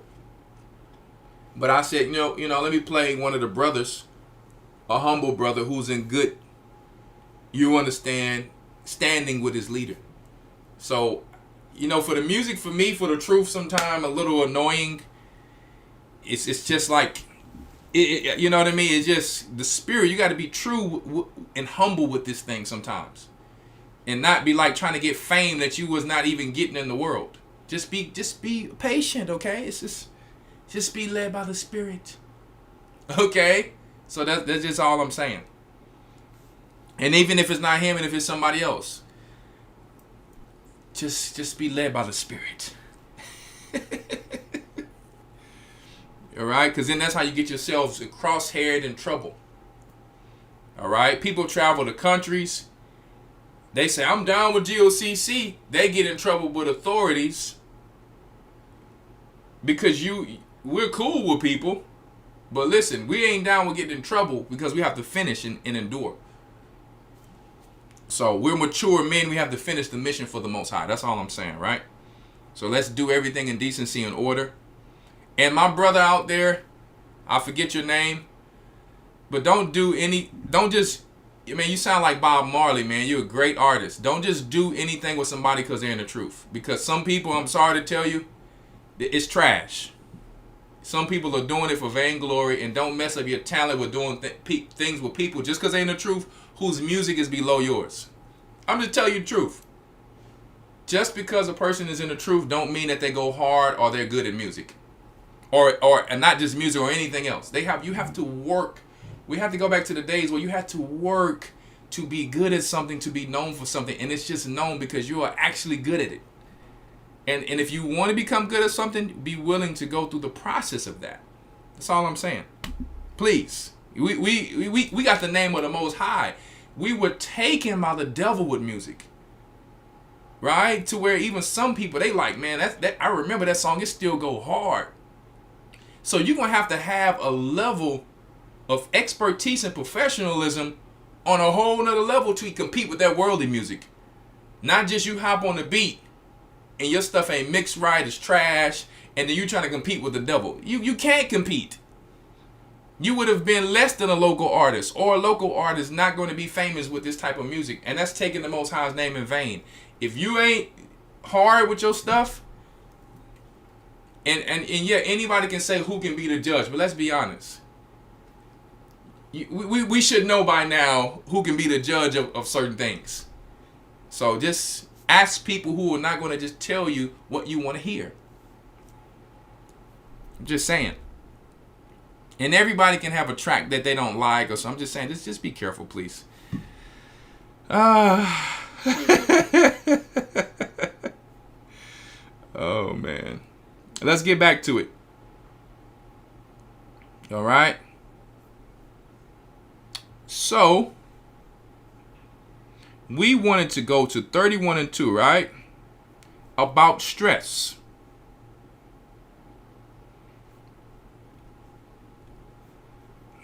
Let me bring this view back here.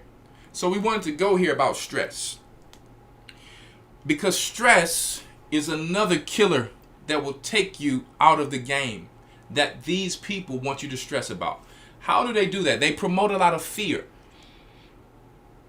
They promote a lot of fear and they push fear. And I'm noticing a lot of Edomites pushing fear. A lot of Edomites are pushing fear. Oh my goodness, they're going to do this. They're going to do this on July 4th. You know how many years we've been hearing they're going to do this and do that? You know how much news I used to share with Rawchaa, Elder Rawchaa, Lawya for years, to where it's not that things are not going to happen, but it came to the point to where it's like, I can't focus and worry about every little news and things that comes out. I have to focus about what Christ said. So sometimes I personally don't want to even hear Esau be more afraid than us now. I'm going to tell you, Jake be dancing, doing line dances like they showing on social media while the world is ending. Not that they should be doing that. But it's to the point to where you like, hold up, Esau, I thought you wasn't afraid of nothing. Yeah, they're going to be doing this bill and this law. Listen, I'm too much not worried about it on that level. I am planning, I am following the scriptures. We're prepping and doing what we need to do, but it's not to the point to where it's going to cause stress to where we can't even enjoy the time we have on earth and live. Okay, so let's read the scripture when it comes to Ecclesiastes 31. Okay, we don't want to have the spirit that we don't care, but in life, you don't want to have your family's mess on you. You know, you're worrying about basically things you can't control. Control what you can control. And the best way Christ told us, you don't think I feed you better than the birds? Look, he's like, look at the birds in the field, in the sky, the fowls of the air. Are you not more important than these? Meaning, live below your means, appreciate food, shelter, and raiment, and you'll leave yourself a little room if you have a mistake, or you lose your job or something. You got money saved up until you can find another one. But if you always live above your means and you call that faith, it may be a little foolishness. It's nothing wrong with crawling before you walk. Every building has to get built from the foundation. You can't start building the building from the top. You can't build your house on sand like Christ said, right? So don't let any of these things that we just spoke about stress you, because if you don't have $1 million, $2 million, whatever it takes to take care of people's problems, which money don't solve these problems anyway, it's really people's spirits, you're going to stress yourself out. And husbands, if you have women who have family who have drama, women, if you have husbands who have drama in their family, y'all can't let your family's drama, relationships, troubles, make your relationship struggle. Man shall leave his mother and his father and cleave to his own husband and wife. Not that you can't help and assist, but what I'm saying is you have to be wise. What did the scripture says? If you give what you really don't have or need, you will be asking for it right back. And we are givers as a people. We are givers. We are givers with nothing. We will give our last, a lot of us. I believe that the children of Israel, most of the children of Israel, the people who are in their right mind and who were raised somewhat right, they are givers of their last. I remember me, I used to be like, man, I give my last. And that was foolish. Because giving my last, I gave my last to a lot of people who wasn't trying to give their first. Okay? They were trying to give first, last, or middle. Okay? And listen, they weren't trying to owe you nothing. They ready to fight you if you asked for it back, if they agreed that they were going to pay you back. I'm just saying. So let's read Ecclesiastes 31. Watching for riches consumeth the flesh, and the care thereof drive away sleep. So even though a person is doing good, but if they're so worried, live below your means. You don't have to worry about riches. You will slowly build upon your riches, which is very honorable, because things that don't take time, shortcuts, there are really no shortcuts. Every shortcut becomes a long way. If you want the fast riches, you know how that comes to street life, drugs, crime, selling your soul, and everything above. Stripping, pimping, all of these things. You start to worry about money so much. And then when you finally have money, you still feel like now you don't have enough money and you want to have power now. And you think you're not stressing, but your mind is totally focused on that and not the Most High. So that's a stress, not even knowing you're stressing and worrying. Because now you're trying, what worry is that? Keeping up a false image. That you are somebody when you're not. God is somebody. Our Creator is somebody. You're nothing. He don't have to get down and go hustle and do. No, he sit on that throne and reign forever. You got to go out and do these things to keep your image on point. That's why we have to ask ourselves, who are we without materials? You have to decide this first so that you don't cause stress to yourself. Being grateful for the food, shelter, and raiment the Most High was talking about. If you are thankful to him, you're not worried about what's going on out there. He who loves the world don't love the Father. Once you love these things that he said, everything else don't matter. He will bless you with it, and you're not stressing over it, because if you lose it, it don't matter. If you have to leave it, it don't matter. So stress is a big one we have to be careful for. It comes, you understand, with gut issues. Once it hits the gut, you know when you got the butterfly feeling, you think something bad is about to happen, you get nervous. Where do you feel it? You feel it in your gut. And where does it transfer from the gut? In the brain. The brain and the gut is together. You got that feeling in the gut, it's going to send a signal to the brain. You don't want to eat. I know I get like that. Listen, somebody pisses me off or something's going on or some stress try to happen. I'm not hungry. Lose the appetite. So the brain and the gut is together. So then I have to say, okay, how am I going to solve this issue before I get back normal? Somebody passes away. Somebody's going through something. Sometimes we all get like that. We try to, but then you have to call yourself back and say, you know what? Pray to the Father. I can't let this worry me because I'm only one man. I can only handle what I can handle. So the best way I've learned to live below your means, we have a lot of wants. Okay, we have to really drive the wants back and put needs first, and we have to build upon the wants. There's nothing wrong with a want as long as it's a godly, honorable want. But we have to really live off of the needs, right? Let that be our foundation and build off of that. Let's go to verse 2. Because we know that riches can stress you out and drive away your sleep. Let me tell you, it's to happen to me. I used to sell stuff.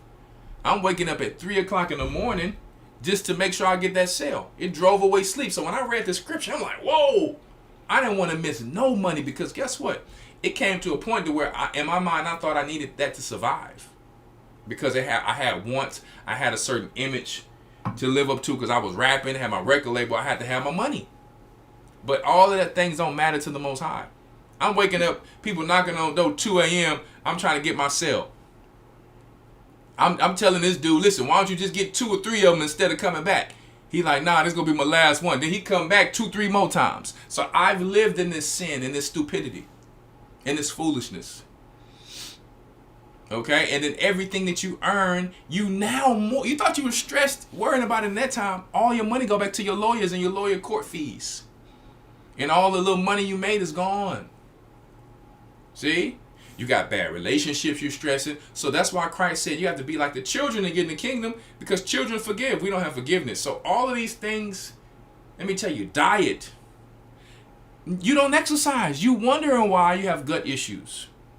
Well, Elder, I can't even get up. Okay. This is what we can do to help you out so you can get lighter. You need to change your diet and eat more protein. Your protein will, if you had anything left in you to move, the protein will be the thing to help you. The protein and the fats. The carbs is making you large, and the protein is making you lean, baby. Just telling you the truth. And on top of that, you got to have a little probiotics in your system. Every day. Let me tell you, make it a lifestyle. Because if you don't, these vampires in this empire, they will suck you dry. They got heavy metals in the sky. Let me tell you, they got unclean water, fluoride in the system. And then you got RFK telling you, I'm going to take all the red dye, blue dye, 40-30 up out of the system. And then he tell you wear a diabetes little digital thing to read about your diabetes. And there's nothing wrong with that if you have to do that. But what I'm saying is, he's now transitioning you into digital robotics and artificial intelligence to lead you into the market of the beast. So he done sold you from the tree of good and evil. Why? Because you're not disciplined, taking care of yourself. Or maybe you just fell on this as an accident, or you had a hard time and you failed. Whatever the case may be, you're gonna be strong, you're gonna be weak, you're gonna be knowledgeable. You got to choose one of these things you're gonna do, right?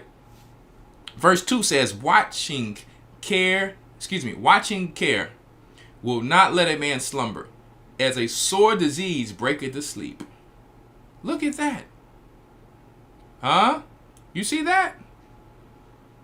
So this type of mindset of worrying will eventually take you out. Let's go to the next one here before we go into our next video. Sirach 30 and 24. We'll go there, 30 and 24, really quick. We're just jumping around, and we're going to get our next article here. Sisters, brothers, can't be Jezebel, can't be Judas or Judah. They said his name in the Greek, but his name was Judah. If you want to be quite real, I just have to keep it real. I mean, we love to throw around Judah, but Judah was a modern day nigga. Brother hating on brother. Cain against Abel. Huh? Cain was mad because Abel was able to get his sacrifice received. So, Ecclesiasticus 30 and 22. Well, you know what? Let's go to 21. Thank you, Elder Dale. I apologize about that. I'm all over. I seen that scripture part. I want to go there first. Let me bring this down a little bit here, actually. So it says, give not over thy mind to heaviness. Don't give your mind over to stress. Meaning you're going to have to start. You're going to have to start. One, stop telling people what you're doing with your plans, because now you're forced to live up to them, even when life has its ups and downs. Me and my wife talk about that a lot. Okay, you're forced to live up to them, so when people see you fail, they look down on your. I thought you was gonna do this. Some people say that because they want to see you fail. So you've caused a stress to yourself you didn't have to, because if you don't say it, you didn't have to do it at a certain time because nobody's worried about it. On top of that, spiritual demons get in front of your way to try to stop that too, on top of people. You got the demons that's in the air. You got the demons that's in people who's jealous. So don't give your mind over to heaviness, meaning if you can't solve a person's problem, why are you stressing? Stress less. Huh? You can't solve your whole family's problem. That's why I went around my family and said, listen, everybody better make sure you got life insurance. I'm not going to be able to afford all to pay for all your death.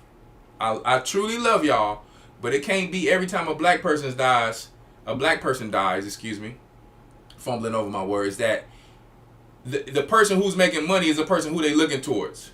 Obviously, that person is going to want to buy some flowers, want to chip in something. Let them do that on their own. But you can't expect, because you want to smoke a little tweed, a little weed, a little dope, a little crack, a little cocaine, a little meth, a little heroin, a little flakka.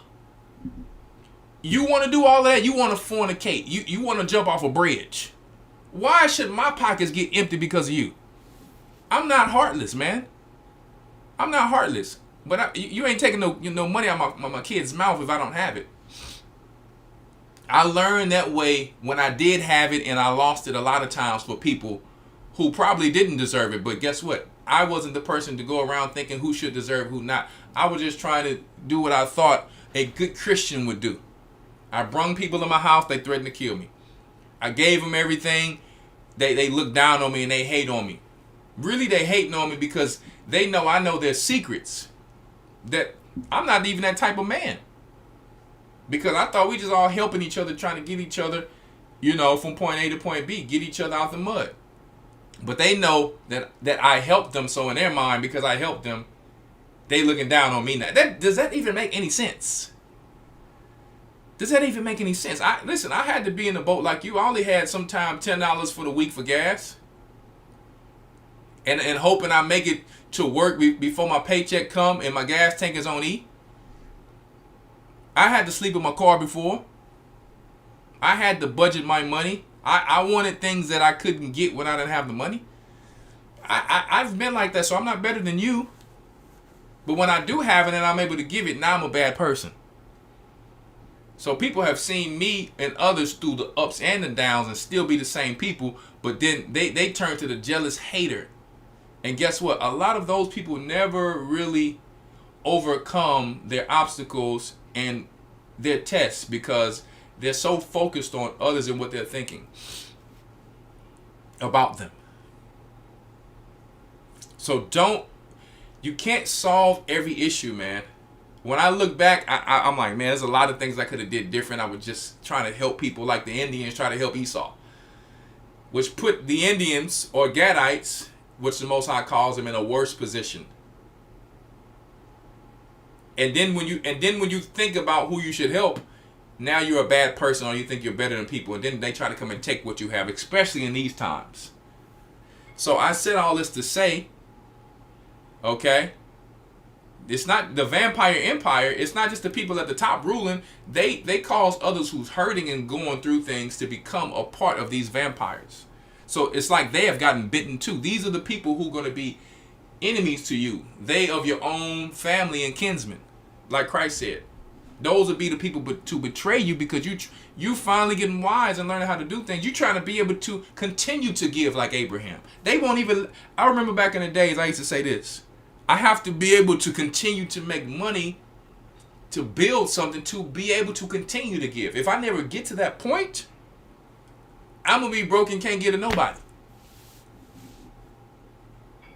And I'm not making money just to have to give. I want to give anyway. I want to help where I can. But I realize when I mature that money can't solve every problem. People just crazy out here. Uneducated. Misinformed, ignorant, not willingly. Bad decisions with good intentions. So don't give your mind, like it says in verse 21, over to heaviness. And afflict not thyself in thine own counsel. Because what's going to happen is when we don't get counsel from wise men, wise women if you're sisters, right? And I will still go to some type of man. Still. Who you can trust is going to tell you the truth. Now you got stress from that. You're living in that stress from debt because making bad decisions. This happens to a lot of us. We try to come up, make new moves, and then like, dang, I would have been better off the way I was. But all you have to do is just learn from that. Because if you don't learn from it, you're going to burn from it. No, I don't mean in hell, but your pocket's going to burn. Might as well. Okay? So verse 22 says, the gladness of the heart is the life of man. Now, if you're a person who don't give up, you'll go through things, right? And all of your trials, your tribulations, that's what you learn from to make you great. That's why when another young brother or sister comes along, you can't just give them anything. If they don't know what it took to work for anything, they will never understand or be great. And a lot of those people are the ones who eventually hate you, look down on you. Now you're in more stress, which is why the Most High said, give these only to the wise. If he thought that it was all about Israelites like some of you do, a lot of you, because we've been, in a captive mind state so long, we think it's just about being an Israelite. The Most High didn't even think that. That's why most of the Israelites is going to die. Not that we should wish that upon them or think we're better, but I'm saying, if it was all about Israelite, why is the Most High only taking a third from 10%? So we be telling y'all focus on people who can rap, sing. I don't care about that at all. And I don't think I'm better than them. I don't wish no harm to them, but I am focusing on what my purpose is. I'm not worrying about all the rest of this stuff. I have to finish. You see what I'm saying? He said, give these to the wise. Because if you gave it just to any Israelite, they're going to take it, and all the work that was done, they're going to turn it to naught. You leave your legacy to your child, for example. You put all of this work in for certain. Yeah. And you leave your money to children who they didn't learn in life how to appreciate because you spoiled them. Your legacy is gone on gambling, on strip club, on stupidity, on buying materialistic things, and they don't know how to continue to flip it. and make it multiply. They don't know how to let it be fruitful. That's what I'm saying. Everything is not about being mean and thinking you're better than someone. All of these things you have to think about so you don't stress. Okay? You can't, listen. You were not born to take care of another person's family. You were there to help, teach, guide, and if they want to work together and build Christ's kingdom, that's another thing, because they're working. But just for free, just because there's somebody, that, no. What are you doing to help on the front line? Who gonna be on the front line and not fight with the frontliners? Who gonna be on the front line and not fight with the frontliners? Do you think that the Lord gonna have that? What happened to the Lord? He said, listen, you better not even come to that war if you ain't ready to fight. He said, no scary people can come and fight my wars. So in life, the same way. You can't have nobody coming to you only in the good times. What did Paul say? Come together for the better and the worse. So that's the stress part of the lesson. That keeps us healthy. Don't cause things upon you that you can't control. Because the gladness of the heart is the life of man. So don't put extra burdens and worries that you don't need. I know that car is nice and you feel good driving that thing. But if you can't afford it and you have to live in it, just wait. Have another plan so that when you get a car, that car is nothing to you. Understand that a car is the worst investment if you ain't making money from it. But your problem is you stressing because of what people think when you hop out another car. That's just transportation. That's not going to be here one day. That's going to get old. Tire going to get flat. You got to change the oil. It's already getting old. And guess what else is getting old? That note you have to pay. Because you wanted to see how many people was looking at you when you was driving. That get old in about 3 months. So like I tell a lot of people, you want to feel good? Get on Turo for the weekend. Go to the beach. Go somewhere. Rent it for the weekend. Guess what? You don't got to pay for the maintenance. You got to pay for a little insurance for the rental for the day. But you driving fly, just like the rappers. You go home to your normal situation, and guess what? You know what you're happy about? I didn't have to pay that note on that thing. And plus, for me, I don't really want nobody noticing me like that. Back in the days, I was young. I'm from Houston. You got to be slow, loud, and banging in Houston. I had to have a peanut butter seats. I had black and peanut butter rims, 22s, 24s. I had TV screens, all of my car speakers. Listen, it's like they taught you these worldly things to be seen. We swanging and banging in the street, cars in the line. You know how Slim Thug them do it now. That's what we used to do. All right, I'm young. I'm having diamonds everywhere. I mean, you know, I thought that was the life. It's not the life. I don't want to be seeing that. I'd rather nobody see me. You see? I need to be moving about like a ninja. I don't want to be seen. If it go down at any moment, I don't want to be nobody's target to get robbed, anything like that. See? Low key is the move. I want to act like I don't know how to fight. None of that. How you doing, sir? I do the East. I don't do the what's up no more. You know how we should do what's up? I do the Esau joint. This is what I do. How you doing, sir?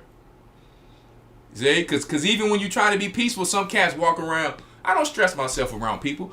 Let me tell you. I used to mug until you couldn't mug no more the next person and get ready to pull that pistol out on you.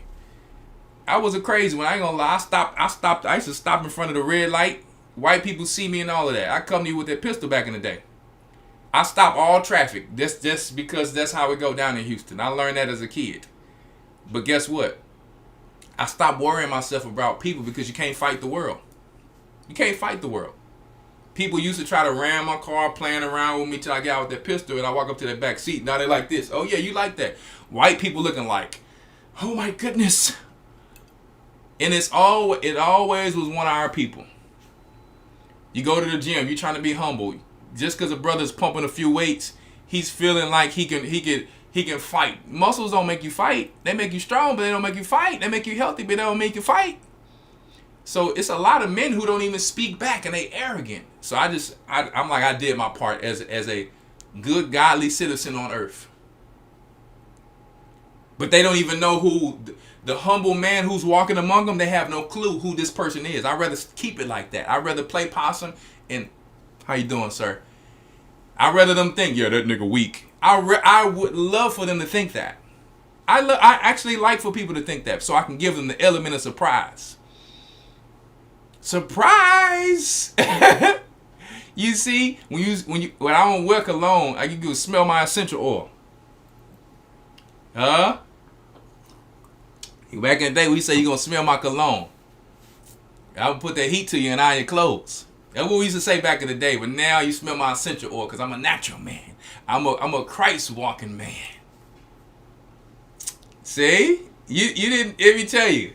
Look, people like, oh my goodness, my elder's a crazy man. I'm not.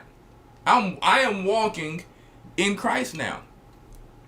And I told my mama, I said, Mama, you know you ain't no good because I got all this crazy mess from you watching you. I'm watching my mama, you know.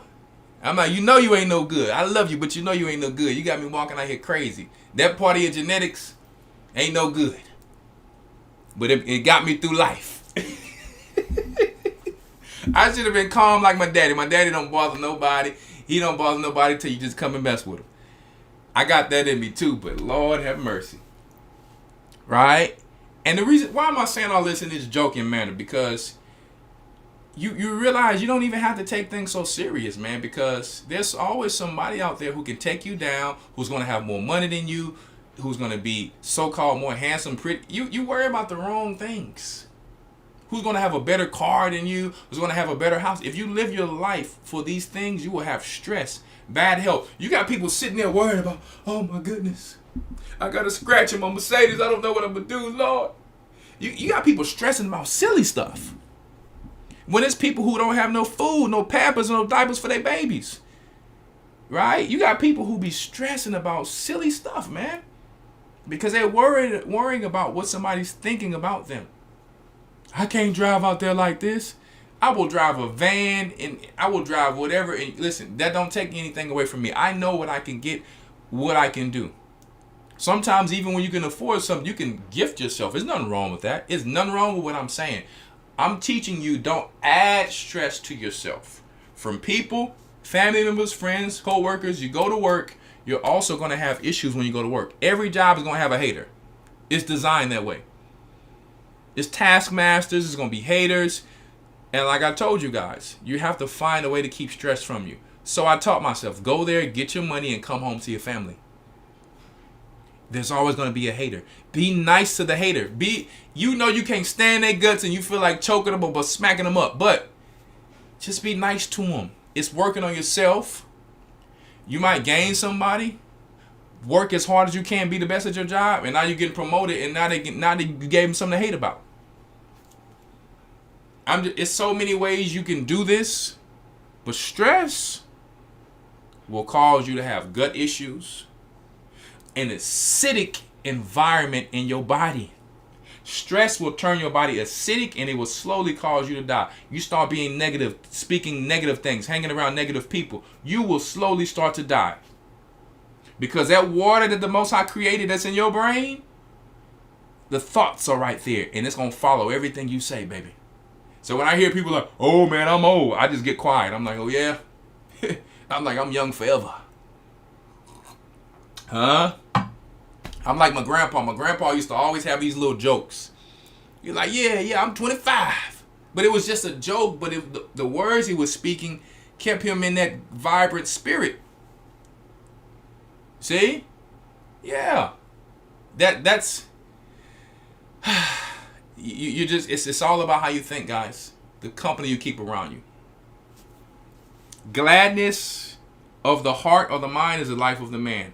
Keep your life simple. If you can add to it, that means you worked for it. If you can't add to it, be patient.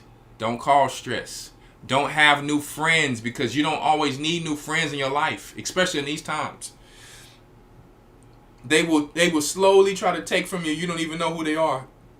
You join a marriage with somebody. You have to slowly get to know these people because guess what? Sometimes you thought being single was bad. You get to marry somebody. Now you're looking like,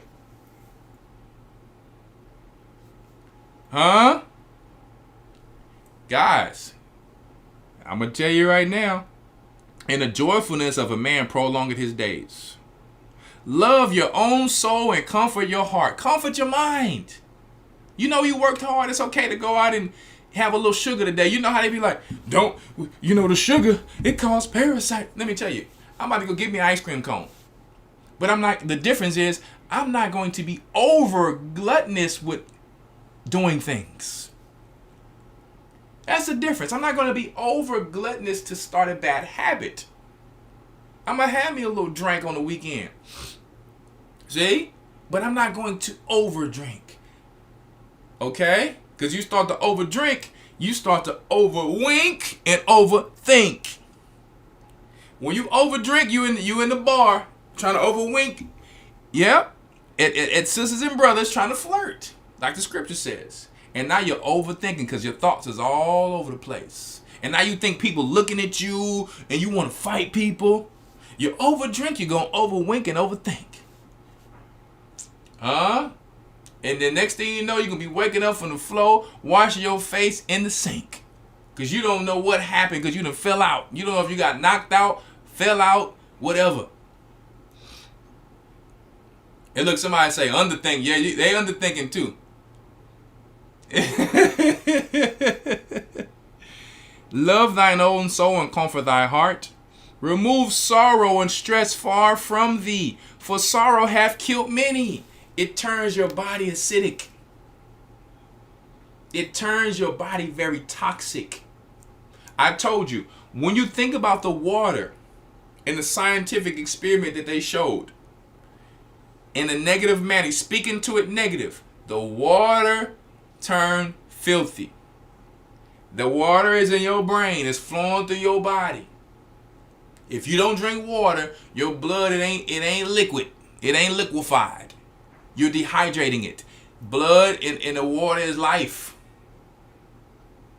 See, I'm just telling you the truth.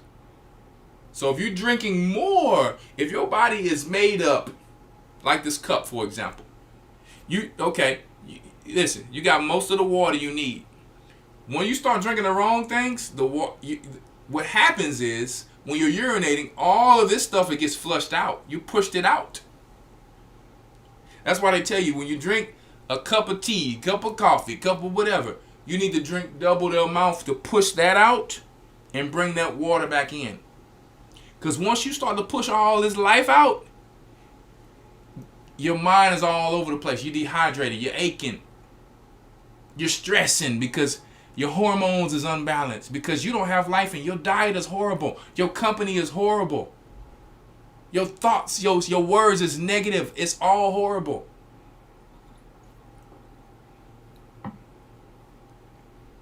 Remove sorrow far from thee, for sorrow hath killed many, and there's no profit therein.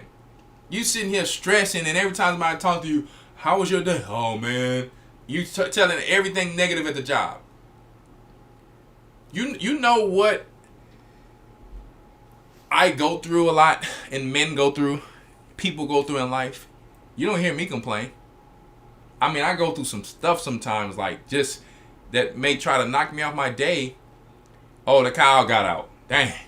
It ain't easy to wrestle a cow to get a cow in. That's gonna that might take a few hours. Oh, you got a flat. Oh, whatever. Oh, you got to get in the house and fix this. It may be all type of things that happens. You don't hear about them from me because I don't care about it. It's just another obstacle for the day that I'm going to fix, and I'm going to fix it. I'm going to overcome it. I'm going to get over it. It may take a matter of time, but it's going to happen. I'm not going to let that make me negative because guess what? Things could be worse. Make sure you hit that like button as you come in. Envy and wrath shorten life. So if you an envious person, jealous person, you're going to start to look pale in the face. Guess what? Your organs is going to start to hurt. Just like Gad, just like Reuben, all of them who hating on Joseph. Yeah. Let me tell you, you got some haters. You got some haters. Okay? You got some people, I can't stand her. I can't stand him. Then you have some people come up to you and they tell you, give you a good compliment, and people hear that, boy, they get angry. Because they ain't getting the compliment. All right. Envy and wrath shorten the life. So the Most High is telling you, if you envious of your brother, why you a hater, I'm going to shorten your life. I'm going to allow your life to be shortened. So if you know you a hater and you a proper hater, in all caps, hey, start trying to make it lowercase, and eventually let it get erased with the eraser. Because if you gonna stay a hater with a permanent proper marker, hey, you ain't no different than Cain. It's like you got the marker Cain on you. You're a permanent marker. Permanent mark. You're a target for the Most High. Set for destruction because you are envious and a hater. And you're trying to get attention that don't belong to you. The Most High gonna tell you who he gonna give glory to who he wanted to. Because those people who he's giving glory to, they don't want glory. They're glorifying him. Okay? And carefulness bring it forth age before the time. You got people who, they worry so much if something gonna happen. I'm not worrying about when Esau is always talking about, oh my goodness, you know they're doing this, they're doing that. If I give y'all news, I'm giving you news to prepare just to show you what's going on. But sometimes Esau go too deep. Oh my goodness, they're going to do this and do this. We got to come together. You want to come together now. How about let's come together and you allow me to get your hookup how you get some of these loans. I need you to give me the hookup on how to get some of these business loans out there. Let's come together in that first. Don't try to tell me to come together because the end of the world means the end of your forefathers' kingdom. Huh? Let me come and spend the night in that big old house you got. Huh? So when you hear Esau coming on social media trying to get you scared and worried, Christ already told us what needs to happen and what's going to happen. Right? So you have a lot of conspiracy theories or people who's trying to bring truth, and they mean well, but they need to be checked too. Your forefathers is the one who messed this earth up. Yes, I'm going to tell you something too. My forefathers put me in this position, but your forefathers were supposed to be our belt, and they went too far. So you need to go holler at them. Don't be trying to holler talking about we all need to come together. You can come together in Christ because we already about to rule. I'm not worried about what Esau's kingdom is about to fall. You really want to help before this thing is over? Help us with our plight and our situation. Oh, I don't know if I can do that. Yeah, you just like that rich man who came to Christ then. Get up out of here. I don't want to hear your fear. You want us to clean up your mess so you can continue to live fat on the earth. Get up out of here. I'm not trying to hear what they saying just to be nice to them just because. I'm not stupid. They wouldn't be worrying about nothing if we was down. You understand? And guess what? Because their food is getting destroyed now too. Their air, they got to breathe the same air we breathe now. They got to have us around. It's immigrants coming in. They have to be involved, right, with all of these things that are coming too. It's hitting the whole earth. So now they want help. And I'm all for it as long as they come to Christ and understand, listen, y'all not ruling in this kingdom. You're gonna be good, but you're not ruling in this kingdom. As a matter of fact, we already know what's going on. Do you want to hop down and join this? Because politically, we ain't solving nothing. So you're not finna get up in my mind and worry me because you still got money and plane tickets and insurance and you got all type of investments that a lot of my people don't have. So you can say let's come together, but you still good. So guess what? Instead of me worrying, I'll worry about how to do what's right for my God to help me get out of this situation. Period. Right? Envy and wrath shorten the life, and carefulness bringing age before time. A cheerful and good heart will have a care of his meat and diet. What does that mean? A person with a clear mind is not a glutton. He understands what I'm saying about the godly diet, but he's not eating like he's on the Game of Thrones. This is not a literal mess hall. If you overeat, if you overdrink, even if, I'm not just talking about alcohol. If you overdrink, you still feeling too full. It's too much. Your stomach is not that big. The stomach is up here. A lot of people think the stomach is down here. No, that's where stuff is supposed to get released and it's stuck. So you're not moving enough. You're not jumping enough. We're going to talk about that. Right? So let's talk about that really quick. The sedentary debt syndrome. Fair use.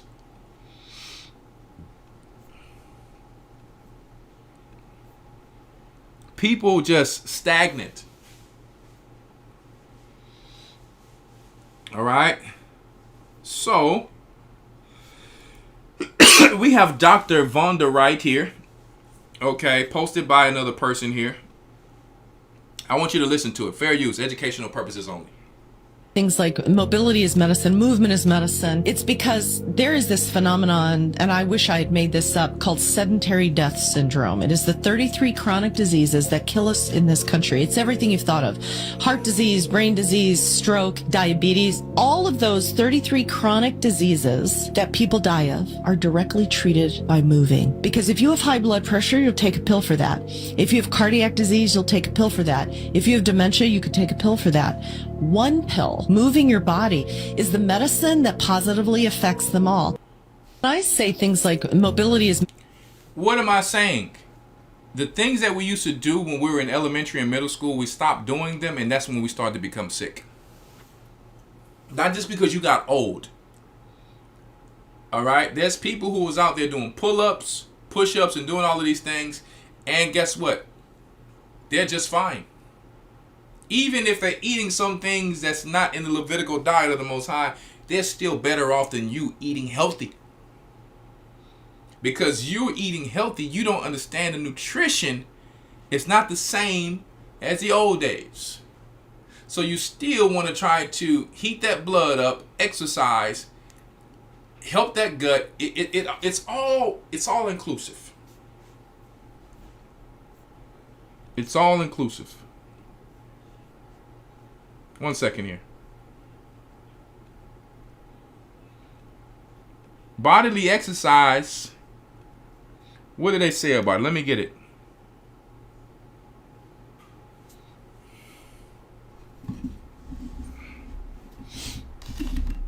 Let me get it.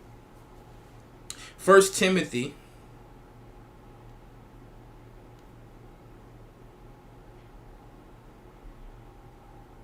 All right, let me get these two scriptures for you guys in my notes here. Pay attention to my notes right here. For bodily exercise, this 1 Timothy 4:8. For bodily exercise profited little, but godliness is profitable unto all things. Okay? Having promise of life that now is and that which is to come. We just spoke about that. We spoke about the stress, the mindset. Okay? And we're also talking about bodily exercise. So this is misunderstood. It doesn't dismiss exercise. It says the bodily discipline has value, but spiritual health is even greater worth. So a lot of people, the Bible says I shouldn't focus on exercise. No, you are taking that totally wrong. Listen, that's how powerful the Bible is. It's so powerful to show you how much more powerful the Spirit is. And somebody can say that you shouldn't exercise. Are you kidding me? And exercise is something that makes people live long. Skeletal muscle. I have a few books right here. One of them is Forever Strong by Dr. Gabriel Lyon. Dr. Gabriel Lyon, a new science-based strategy for aging well. How to reboot your body to burn fat, fight heart disease, reverse diabetes, stay sharp, build muscle, and boost energy. Okay? Dr. Lyon is my go-to for all things protein and muscle. This book truly has a wealth of incredible information. Now, this book talks about skeletal muscle and fitness. I'll read some on the back. Okay? Lane Norton, PhD, author of Fat Loss Forever. Dr. Lyon focuses on skeletal muscle, perhaps the most important organ for longevity, fitness, and health. She asks the question, what if we stop focusing on losing fat and concentrated on building muscle instead? It is a question that should merit serious consideration if we want to improve our health at a population level. This book is a great read. It talks about protein. I was one of those kids who thought that I didn't need protein just because I had a great body. I mean, I could do anything and have a powerful core, powerful metabolism. I could eat cookies upon cookies and sweets and snacks. And you know, I had to mature. That guess what? When you get over 35, your metabolism slows down a little bit. So it's not easy to keep that core. Okay, so the protein, like I tell you guys, makes you lean, and the carbs will make you large. We're really eating too much carbs. We really have to. I love the soul food diet, but it has to be a weekend diet. For me, I carb up on the weekends, knowing that I'm going to burn it off through the weekdays. Okay, that's when I may drink a little wine on the weekends, because the weekends I'm really totally protein, a few fats or whatever the case may be. One moment here. One moment. Please. One moment. I don't know why this is doing this. Give me 1 second here.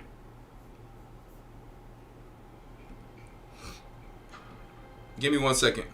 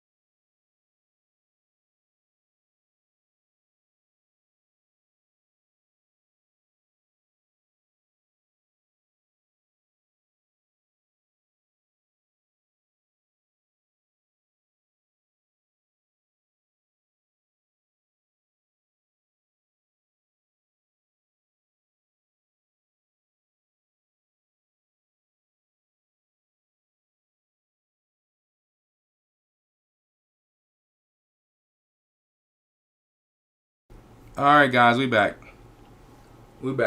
Had some technical difficulties. My screen in the front that I look at and I read from was malfunctioning some type of way. We are back. Okay. Sorry about that. Lord have mercy. I was like, what's going on with this thing? So, we are back.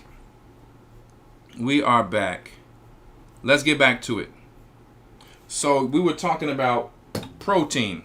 Makes you lean and carbs make you large. And I was talking about how I personally, you don't even have to do that. I mean, some people like to have a glass of wine a night. It's very healthy to do such a thing. But any of you know who take lifting serious, the alcohol, especially the alcohol out there. Let me teach you guys something about the wine. There's a lot of dyes in there. It's not really the sulfites that's really messing people up alone, come to find out. They have a lot of it's clarified with pork. Not trying to mess you guys up. Wine is still lawful, but just do your research on a good wine. It's not just about organic either.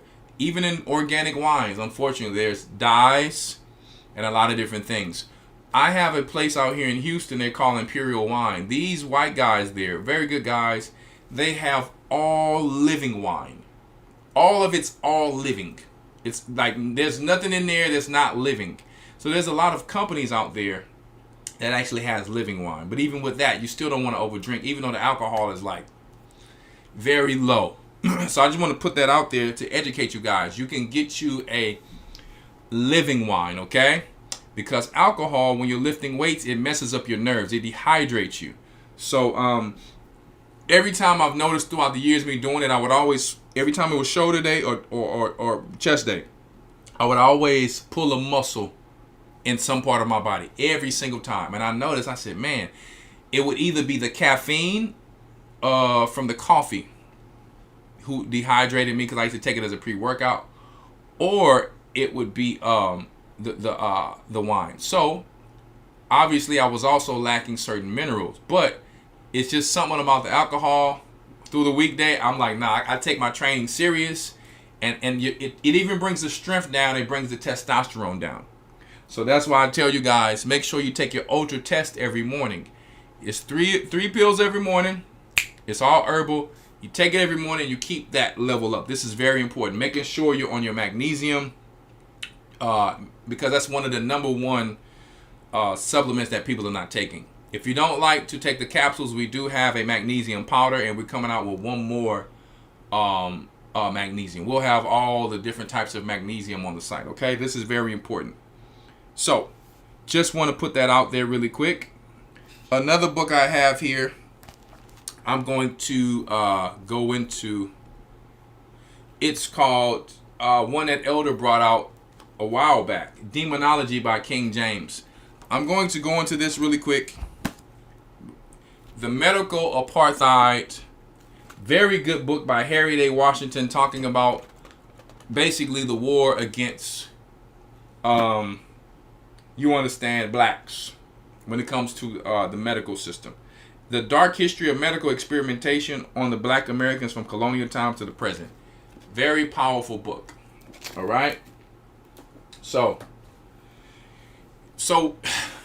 a lot of people have been deceived to think that medicine is the cure. When after 2020, people are really coming to realize, like, hold up. At least a remnant of people are coming to realize, like, hey, the way that the Lord did things was okay. We're going a little too far with these things, and that's what's going on. I want to read a little excerpt out of here for you really quick before I go into the next video. Okay? Let me go to...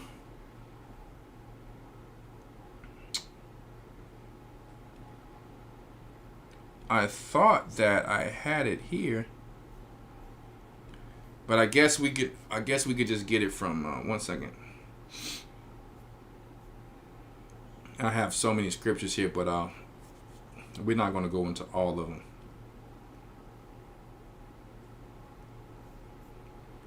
So we're going to go to Demonology by King James first.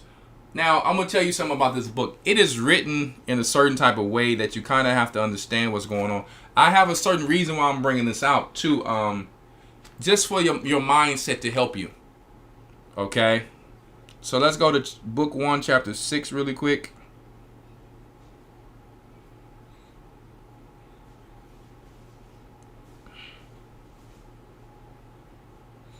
So it's talking about the operations of demons and witchcraft and sorcery and how they work and the people they target, the things that they do.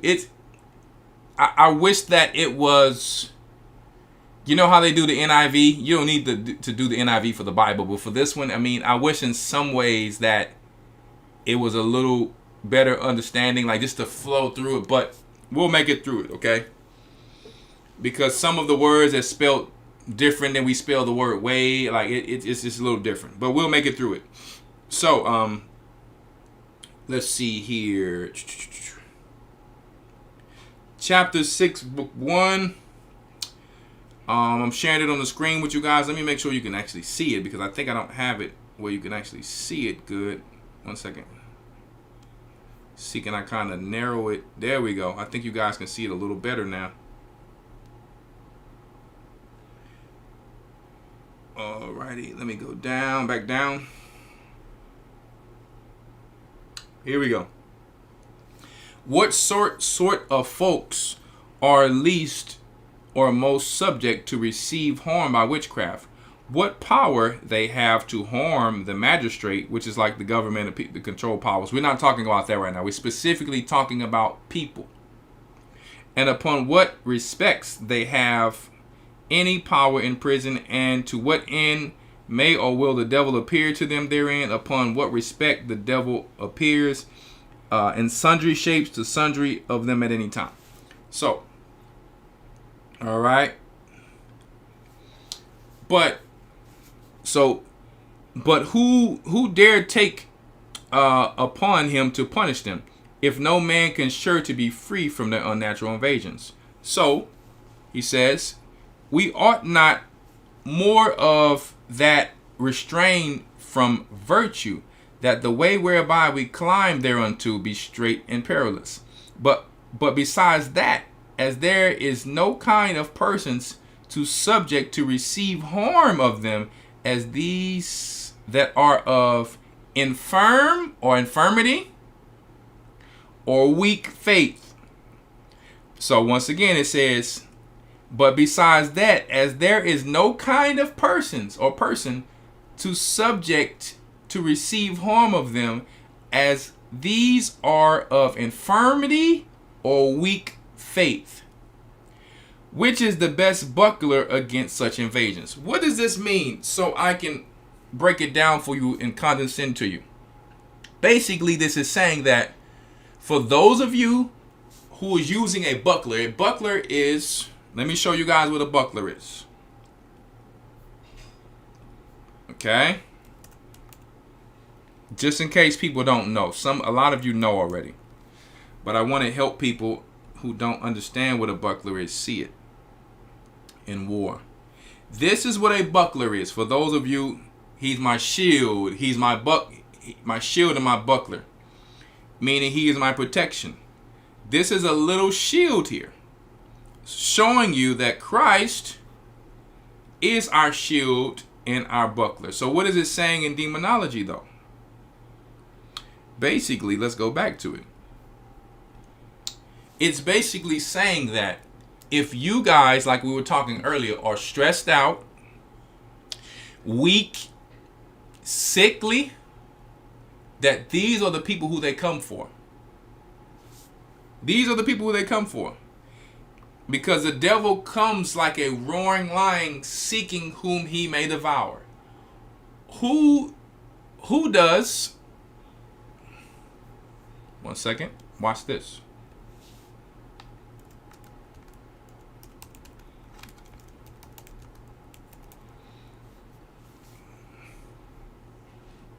Let me show you how the precepts work.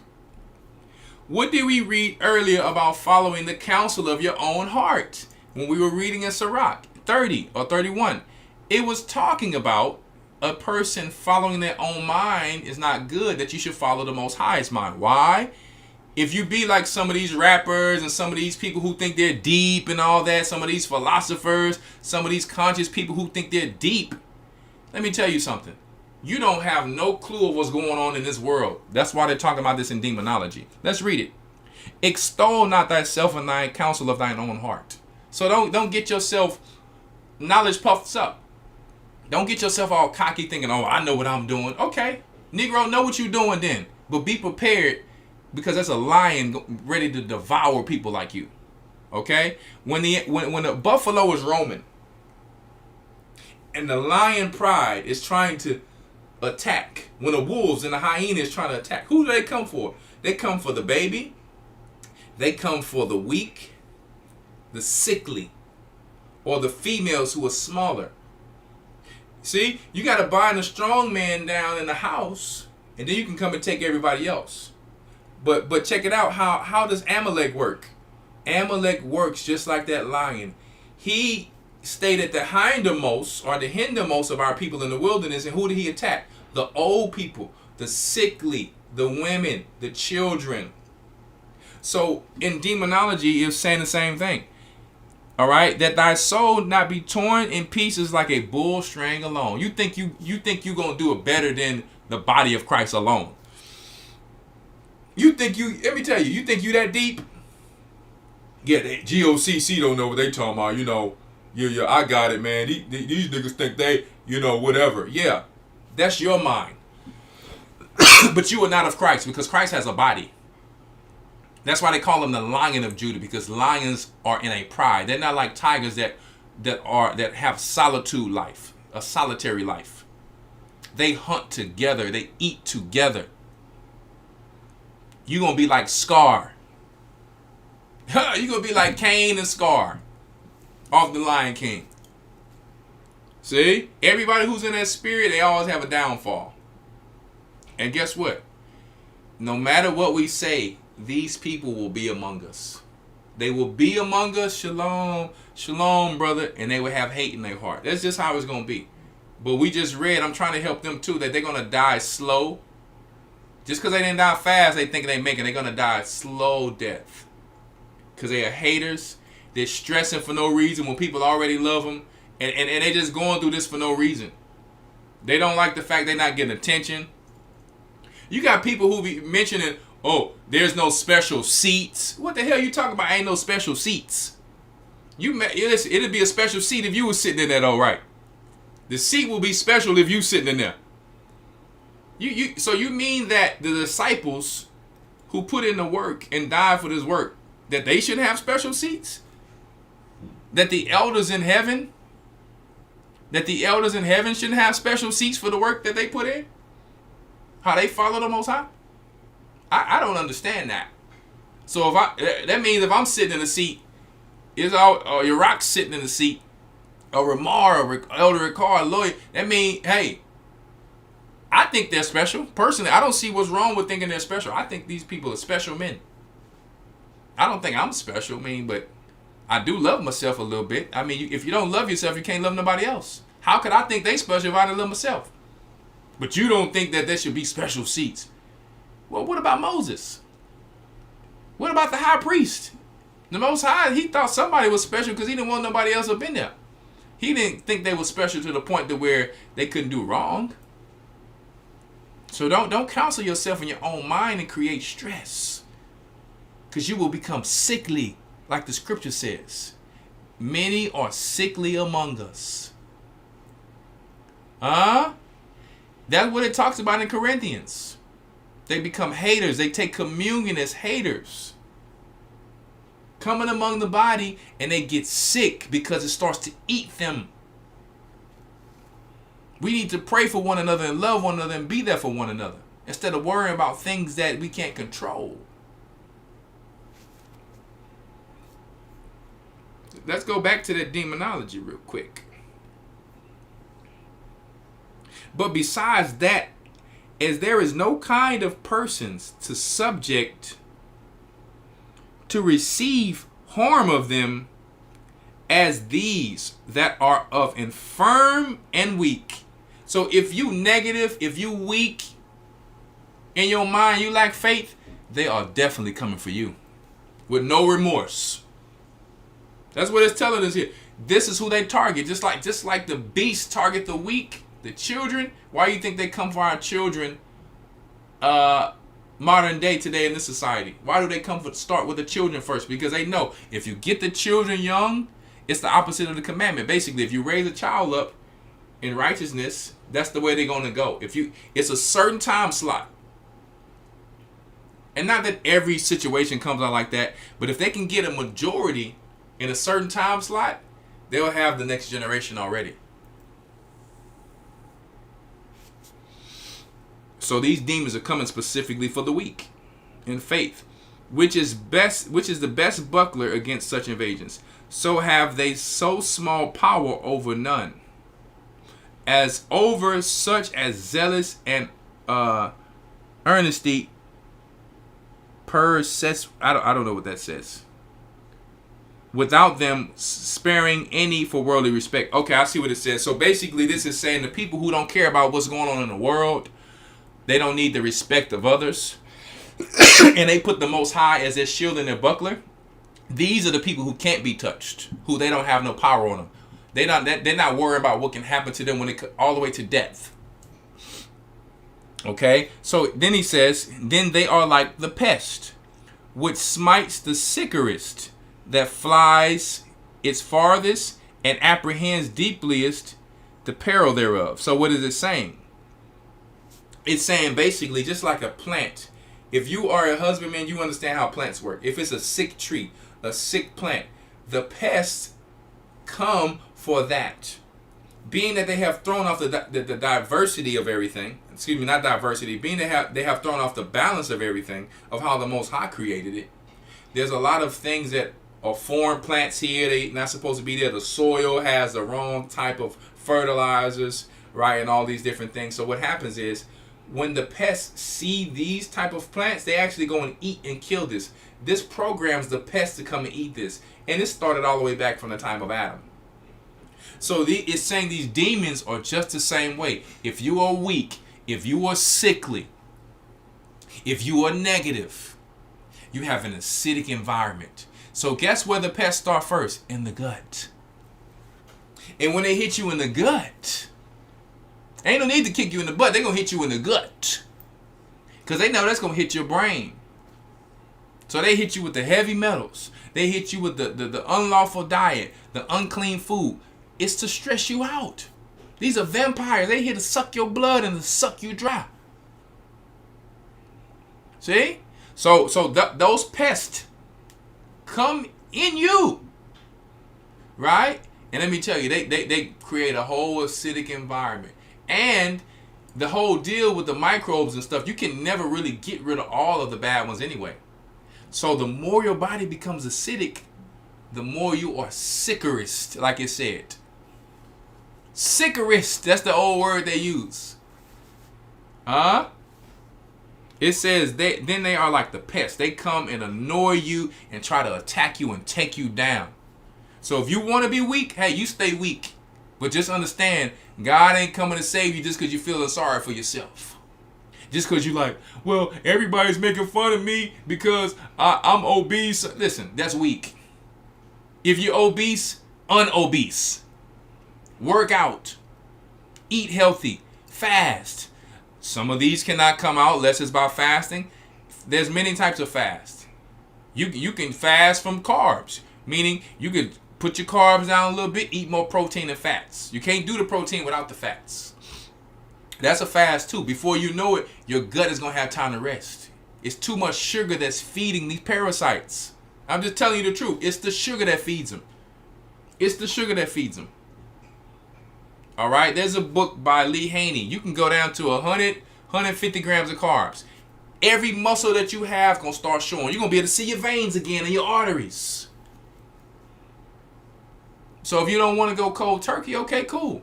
Because you got other health issues, okay, cool. I just told you. I just gave you the whole wisdom, knowledge, and understanding. Protein make you lean, carbs make you large. You want to, and a lot of people look more beautiful how they was, especially sisters, in their 20s.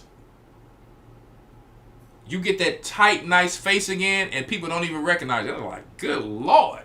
Don't you want that good Lord? Huh? I ain't talking about do you want the good Lord. I'm not talking about like that. I'm talking about that good saying, good Lord. That sister looking amazing like Sarah. That's all I'm saying. Okay? And listen, I get that people, beauty is in the eye of the beholder. That's not what I'm saying. I'm talking about health and keeping our temples together right now. That's what I'm saying. We have to start and take care of our stress, the company around us, not worrying about things we don't need. You see what I'm saying? Loving your husband and your wife, your children, being grateful for what the Most High blessed you with, right? Keeping a clean microbiome and gut health. Yeah, this is important because these demons are coming to you if you just want to slack. They're not giving up. Let me tell you, they don't care. You can say, praise the Most High. Let me tell you, you got to pray to the Most High, like it says in James 5, to get healed by the elders. And eat healthy and do better. Okay? It is, look, it says, it is even so with them, for neither is it able to them to use any, see how they spell any, A-N-I-E, any false cure upon a patient, except the patient first believe in their power. Just like 2020. If you give them the faith that you believe in them, you will not be healed by the Most High, and you will be tormented by them. Even before, let me tell you, now and wherever more,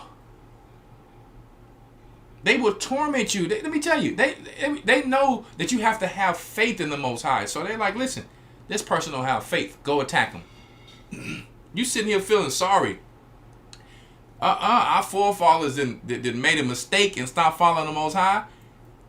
Ain't no feeling sorry. We got to fight. And that fight is spiritually and taking care of that temple. And loving one another and helping each other where we can. Okay? So, that's why you have the body. What you can do, you have people in the body to help you. See? It is even so for them, for neither is it able to them to use any false cure upon a patient, except the patient first believe in their power. And so hazard the tinsel of its own soul. So it did tricked you out of your own soul. Because it starts In your mind. See? So if you go to these people get false diagnosis, guess what they take first before they take your life? They take your mind. When they take your mind and you already think you about to die because they say you only have a certain time to live, you already start dying. And then they give you some medicine, and guess what? It kill you faster. That's what happens a lot of times. Obviously, sometimes people do all right, but that's very rare, especially nowadays. So let me tell you, this reminds me of 2020. And every day our people going and getting these false diagnoses. Well, I'm just going to get my monthly checkup, my quarterly checkup. What? So they can tell you got a lump right there? You know how many people I gave iodine? Do you know how many people I gave Lugol's iodine and I tell them rub it on there? And then they come back and say, Elder, it's gone? Only the consistent ones. Only those who can do things for at least a week. You got people who take something for a day. It didn't work. Because you have no discipline. You have no faith. Christ told everybody he healed. He said, according to your faith, you have been healed. That means he knew if I heal this person, their lifestyle going to continue to follow what I told them to do. And what would he be saying in the opposite? You would not be healed because you don't believe. Your faith is, your mind is negative. Your mind ain't gonna believe in this. But my doctor said this. You know how you tell somebody something, they say, yeah, well, my doctor said this. Okay, cool. That's when you just be quiet. All right, man. God bless you. Well, I got to go ahead and go. Because their mind is already focused on what their doctor told them. Doctors are good for some things. They are. Break a bone, they real good. Surgery, real good. But if they trying to get something out of you like a vampire, I'll let you be the judge of that. Nor yet can they have less power to hurt any, nor such as contemns most of their doing. So being it come of faith and not of any vain arrogance in themselves. And they even tell you in here how Satan can't cast out Satan. Basically, you have to have faith and prayer to the Most High to actually make it through these things. And he's like, there's no other way out of it.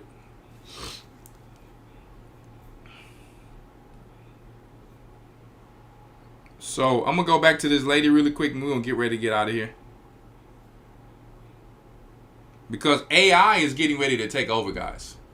They're putting AI experts as generals in the military. Where do you think this thing is going? You're going to want to be healthy. You're going to want to be healthy. Let me tell you, y'all think I'm joking? They're putting AI as ranked people in the military. This is where this thing is going. AI is going to be the new life source. You want to be in shape. Honorary military status in the United States military. Palantir, Meta, and OpenAI executives received commission into the U.S. Army, forming Detachment 201. Executive and big tech companies are being commissioned and given the rank of lieutenant colonel in the U.S. Army Reserves. The initial cohort of executives include the Chief Technology Officer from Palantir, Shyam Sankar, Andrew Bosworth, the Chief Technology Officer from Meta, Kevin Weil, OpenAI's Chief Product Officer, and Bob McGrew, the former Chief Research Officer at OpenAI. I'm trying to figure out how it makes any sense that anyone in tech or AI world needs the status of Lieutenant Colonel in the U.S. military. Like, how does that make any sense? Especially when in the Great Big Beautiful Bill, they pass a provision in which AI cannot be changed, no laws can be made, and AI can roam free for the next decade. Things that make you go, for real. There you go. Hey, they're not playing no games. They are coming with their mission. You better make sure you can endure to the end and make it with yours. Cause they're let me tell you, they targeting the food, everything. And a lot of people let me tell you one thing people make the most excuses out of: working out. Lord have mercy. You can't tell a black person work out no more. When every time our forefathers was going to get some water or something like that, the women was getting the water working. Now when they work out, they twerking. Can we just do this thing for health? Can we just do it for health? Keep appreciating the Most High of what He given to our bodies. I mean, what He's given to us, our soul to rest in. Everything is vain. You want to give them some type of credit, but it's like, Lord have mercy. Check out this doctor again, Dr. Vonda Wright. Heavy weights. Put down the little mamby-pamby pink weights, please. She said, lift heavy weights. I don't want to get bulky. That's what you tell your husband because you don't want to get off the couch. Let me tell you, you ain't gonna live as long as a person who lifting them weights. And guess what? Not only do they live long, but they look amazing. Some people think that you just lose muscle as you get older. Yeah, because you're not telling your body to live. You're telling your body, hey, to die. You see, when you tell your body, I still need you to do certain things, it will continue to do certain things. It will. Your bones will get denser. Yeah, all that. And I'm not, see, when she's talking about lifting heavy weights, people have a total misconception. When you get older, you got to lift lighter. Well, that's not true. It's not true. You got to lift something that you can control. If you move up in a certain way of control where your joints is not hurting, it's a different story. Right? Lift heavy weights is telling the body, I still need skeletal muscle. I still need skeletal muscle. I still need to pick up certain things. I still need my metabolism to be boosted. I still need my testosterone to be up as much as possible. Yeah, you're going to lose certain things. But if you're not working out, guess what? You're a woman. Menopause will set in. But a lot of women who works out this way, with heavy weights, a lot of them don't have the symptoms. A lot of women who have a gut full of probiotics, they don't have these symptoms. So don't think that it's certain symptoms you have to have. I know personal women right now who never get them, and sometimes what they're saying is there's certain probiotics and microbes that's found in those guts that's not found in other people's guts. So you say you still have them. Well, let's keep them. Let's keep them going. Let's work this thing. Let's work it. I want you to lift as heavy as your bones will let you for 3 to 6 reps. This is how you build stem cells. This is how you build mitochondria, which are the powerhouses. And this is how you're not going to fall down from a standing position and break your hip. If you are old, 60 years old, you ain't lifting weights, your fall is different to a 60-year-old who's lifting weights. I came back lifting weights with a guy who was 67 years old. Dense, thick muscle. I had to keep up with him. I'm telling you the truth. And guess what? I've been doing this a long time. But and he was lifting heavy weights. He was on dumbbells. He was doing the 130-pound dumbbells. Still hitting 315. Not going too far with it. But he was still lifting heavy and moving faster and stronger than most young people. You have to tell your body to age. Through your thoughts, through your mouth, or through your laziness or your slothfulness. Oh, we're not supposed to be doing this at that age. We're not supposed to be doing this and doing that. Guess what? Just because you lift don't mean you're going to be swole. If you're eating the right diet and not eating so much sugars, you're not going to be so big. You still be able to see your abs.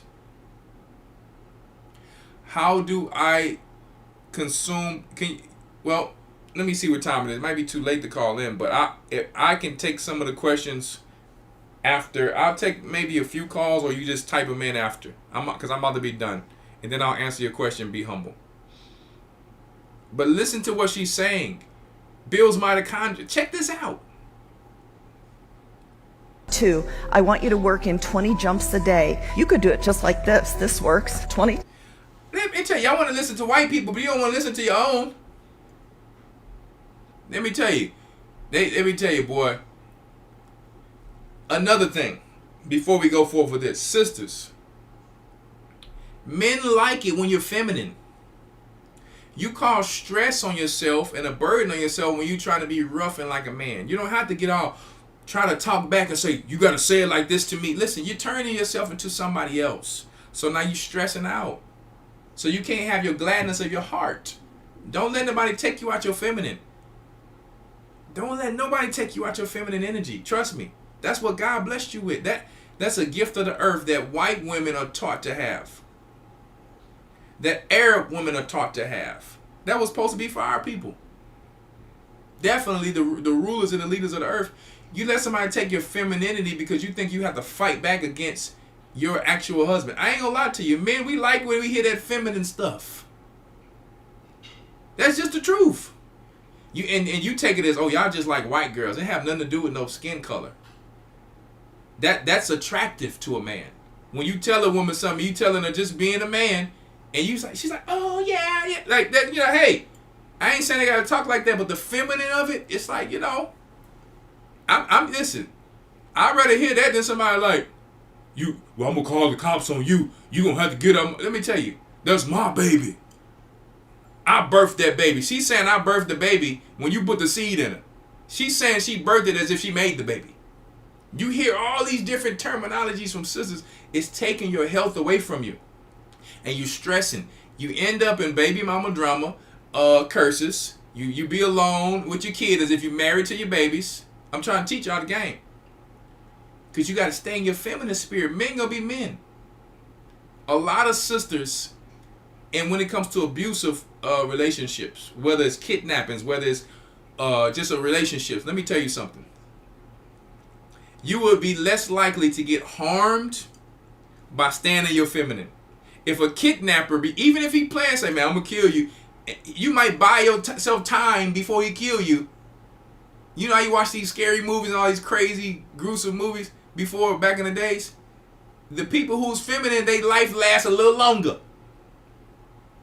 The one who's like, when I get loose, you ain't going to do nothing. You ain't going to do nothing. That's the reality of it. You are taking away the power the Most High gave you. Let me tell you, the feminine is sometimes stronger than a bullet. That's how we can send one of the sisters to take down armies. She put that feminine on, that feminine spirit on, and we sent over there to Holofernes. Next thing you know, we got Holofernes' head. He put that feminine on. He couldn't resist it. He was like, Lord. He couldn't resist the femininity. The natural beauty that comes with the Israelite sister. And now you got, let me tell you, Edom giving you a run for your money on the feminine energy thing. I'm gonna tell you right now. Now I like my Israelite women, but I'm saying I'm not gonna not give credit where it's due. They like, this is war. We got to get us a chocolatey. We got to get it. So they mama tell them, listen, this is all you got to do. Have that little feminine voice. Oh yeah, so where we going? Yeah. And then he be feeling like he's the only man in the world now. And then here goes sister, when they see her walking by with it, she, instead of her humbling herself being feminine to get that man, she gonna stay rough. And they wanted to promote our sisters rough, stressed out, going through things. And that's why tonight I said, hold up. That's a part of the vampire empire. To make you always shown on TV with no hair, as if black women can't grow hair when they can. They show you as if you can't grow hair when black women actually can grow hair. So when they're showing you not growing hair, stressed out, that forces you, because you think the world is laughing at you and all of this because you got an afro. We love them afros. We love that thick hair. So you go to Just For Me section, you go to the weaves, you go to all of these different things just to try to be a lady. When stress can make you lose your hair, even as a man. So let me tell you, the vampire empire will suck us dry on so many levels. But I just told you tonight, you have some of the most strongest power. I can take down a mighty man with a feminine woman.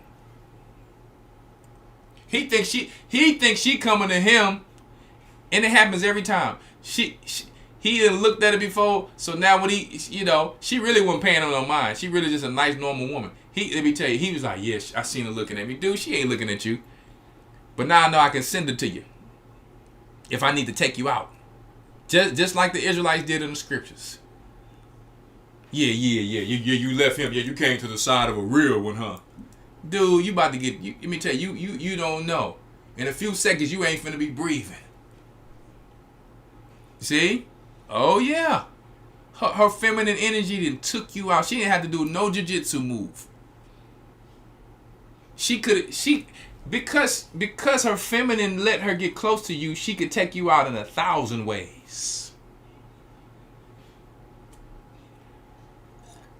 Now, for a godly man, she can't do that. Because godly men understand the warfare of that. That really comes from the Most High. So godly men can't be tricked by that.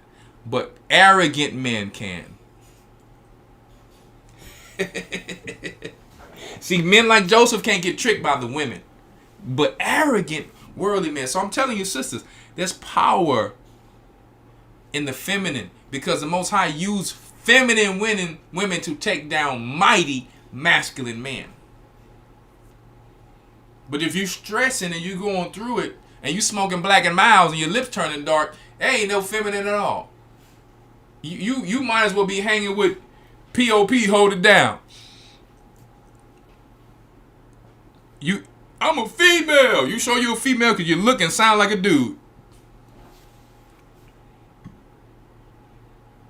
So do what this lady is saying right here. Get yourself together. Get yourself on point. Jump, men and women. I used to tell people this. I said, I'm glad I found a doctor who can actually tell the people.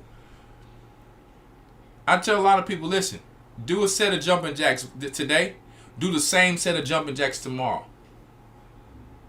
Do that every day. Add 2 reps a week. Now you're jumping.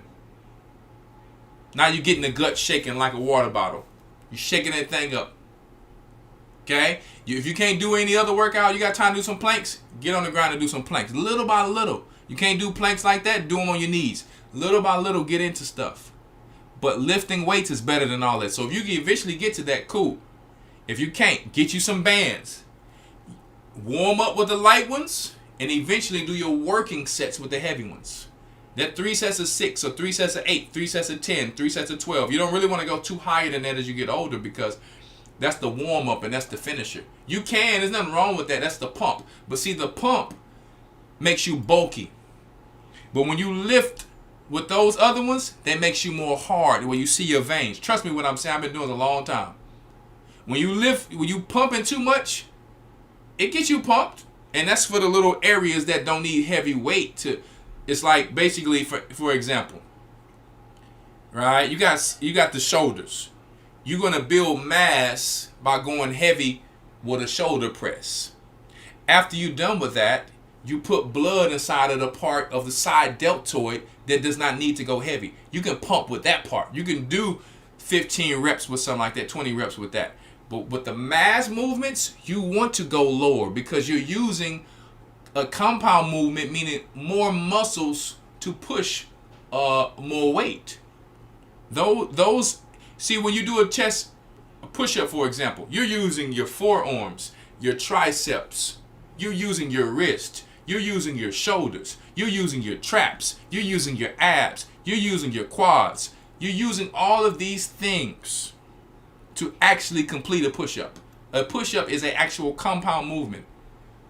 A bench movement actually uses legs to move it up as well. Yes, now you don't have to use your legs, but really, you're defeating the purpose of the exercise to put on mass, to put on muscle. The whole goal is to put on muscle. More skeletal muscle, the longer you live. Squat. When you squat, you're using your abs. You're using your glutes. If you go low enough, you're using your calves, right? You're using you understand. Why is my mind getting blocked? You're using your quadriceps, all right? You're using your shin. I know when my mind got blocked. Your shin muscles. You're using all of these different things. Okay? This is very important to build mass. In the little small areas, you use high reps to fill it in. If you don't want to do this, you're going to be talking about my back hurt, I'm aching, I'm doing this, I'm doing that. If you have injuries, work around the injuries and eventually do holds. If you have forearm pain, start doing little holds. The holds will strengthen the whole area, flush blood in there, and eventually when blood is flushed there, because you're eating protein, you're going to heal that area. Let me tell you, y'all got to understand, if you're taking the right supplements, eating the right food, drinking raw milk, drinking kefir, I'm just telling you guys, trying to get you guys healthy mind, healthy spine, healthy stomach, healthy brain, healthy feet. You could go up and down stairs, you could jump rope if you want. That will build better bones. Lift heavy and jump up and down. There is a myth in this country that you have to gut it out and sweat it out in all these boot camps to get really healthy and fit. Not true. Pro athletes spend 80% of their time in base training, which for us as mere mortal athletes is basically a brisk walk, getting our heart rates up 45 to 60 minutes a day. And twice a week, you speed it up and sprint a little. That gathers a lot of power in our muscles. So that's 3 things. Now, see, a lot of you guys are walking already, but walking doesn't do anything but help the cardiovascular system, and you burn calories, but you don't burn fat. It's a difference. So a lot of you guys, because you're not building muscle, your stomach is staying the same. You're not actually burning fat. You're like, I walked. Do you know how long you have to walk? There's nothing wrong with walking. It's good for your mental. You can see, get you a good scenic route when you're walking. See the pond. I mean, you can see trees. But everything you've just walked off, if it took you an hour, as soon as you eat those carbohydrates and sugars, guess what? It's coming right back on you. I'm just telling you the truth. If you build muscle, you burn fat in your sleep. You keep your metabolism, which is your engine, boosted to where eventually it needs more carbs. Because it's going to burn them for energy. I'm just telling you how this works. If you're working out right, you're going to need a little bit more carbs on that plate. If you're not working out, your carbs are turning to fat because you already have too much energy on your body. Carbs are used for energy. You have to understand the purpose of carbs and fats. They're used for energy. Okay? If you're dealing with Alzheimer's symptoms, things like that, right? Certain diabetes, let me tell you, you need to start dealing with that coconut oil. 3 to 7 teaspoons to tablespoons a day. Use that for fats. Okay? Just do a little research on it, but just trust me what I'm saying. A lot of you don't have the iodine in your bodies. So you have underlying things because your thyroid is not functioning right because you have iodine issues. And if it's overactive, okay, cool. It's better that you just maybe seek your doctor, whatever the case may be. Or some people just take a little bit and rub it on it instead then. It's certain things people are missing. You're missing protein. A lot of people are missing iodine. Mostly everybody's missing iodine. And think they're getting it from the sea. You're not getting it from the sea. I don't care who you talk to. It don't matter what doctor. I'm going to tell you right now. It's already been proven you're not getting enough from the sea. Because if you're eating cruciferous vegetables, if you're eating bromide, guess what? These halogens are taking your iodine away. I don't care how smart you think you are. You have to know how this works. So somebody is here helping you tonight. You don't want that insulin to be spiked up high? Kefir. Apple vinegar before you eat. Our digestive enzymes before you eat. You don't want the insulin to be spiked high. I'm just telling you how it goes. If you keep eating too much carbs, your insulin levels is going to spike so high, and you keep doing it for too long, now you're going to have insulin issues, which can be fixed. Please do what I'm saying. The Most High had us always active. Eating his diet. Meat. Beef is the number one if you can eat it or tolerate it. Beef is the number one. Lamb. Then chicken. Okay? We're really goat before chicken. Eggs. with the yoke. With the yoke. Everybody's not trying to be some type of bodybuilder on stage so some dude can tell him his behind look good in his thong. Eat that yolk. If you just want to be crazy lean, that's on you. Eat your salt. When you go to the hospital, they're going to flush you with more salt when you got high blood pressure just to bring it down. I'm just telling you how it go. We're letting ourselves getting to the point to where our bodies are unbalanced. And this is just a small part of this. If you are a vegetarian, eat meat.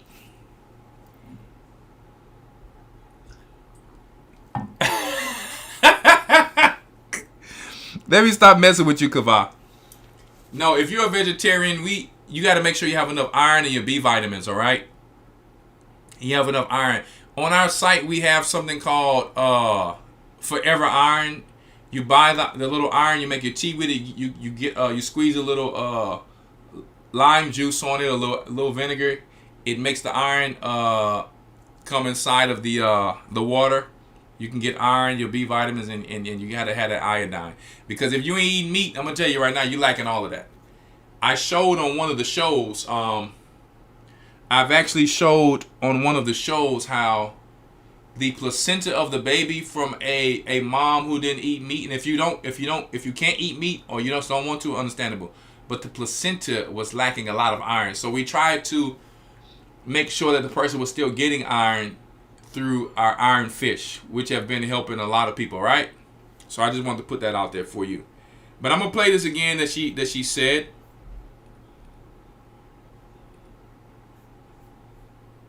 And we're gonna get up out of here. Because I have so much information I can go on and go. I might have to have part 2. Put down the little mamby-pamby pink weights, please.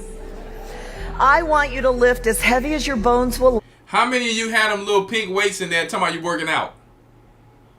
You can't, let me tell you, them little pink weights, how you be lifting weights picking the baby up tomorrow. I don't want to get bulky. You picking your baby up. The baby more heavier than the baby is more heavier than those weights. You picking the baby up, you picking them groceries up. You picking that 25-pound bag of sugar up that you finna put in that Kool-Aid and putting all of them sweets. You talking about you can't lift weights. You been lifting weights when you come from the grocery store. You already lifting. Maybe that's why, hey, maybe don't blame it on the lifting the sugar. You not bulky from lifting the sugar. You bulky from eating the sugar. And ain't nothing wrong with sugar. Our body needs sugar. Our brain needs sugar. But we don't need too many carbs. A lot of things are already sugar and convert into sugar. We want the carbohydrates that are very high in fiber because they digest more slower and keep you full. For instance, you think you need a 50-pound bag of white rice. If you get some wild rice, try to eat the same amount of wild rice as you eat white rice. You won't be able to do it unless you're just a glutton. Because let me tell you, your body's going to tell you, whoa, slow it down. Yusuf say buffalo meat is the best. That's for you. Are you saying it's the best for you? You can't be speaking for everybody on here, Mr. Yusuf. Are you Arab or what?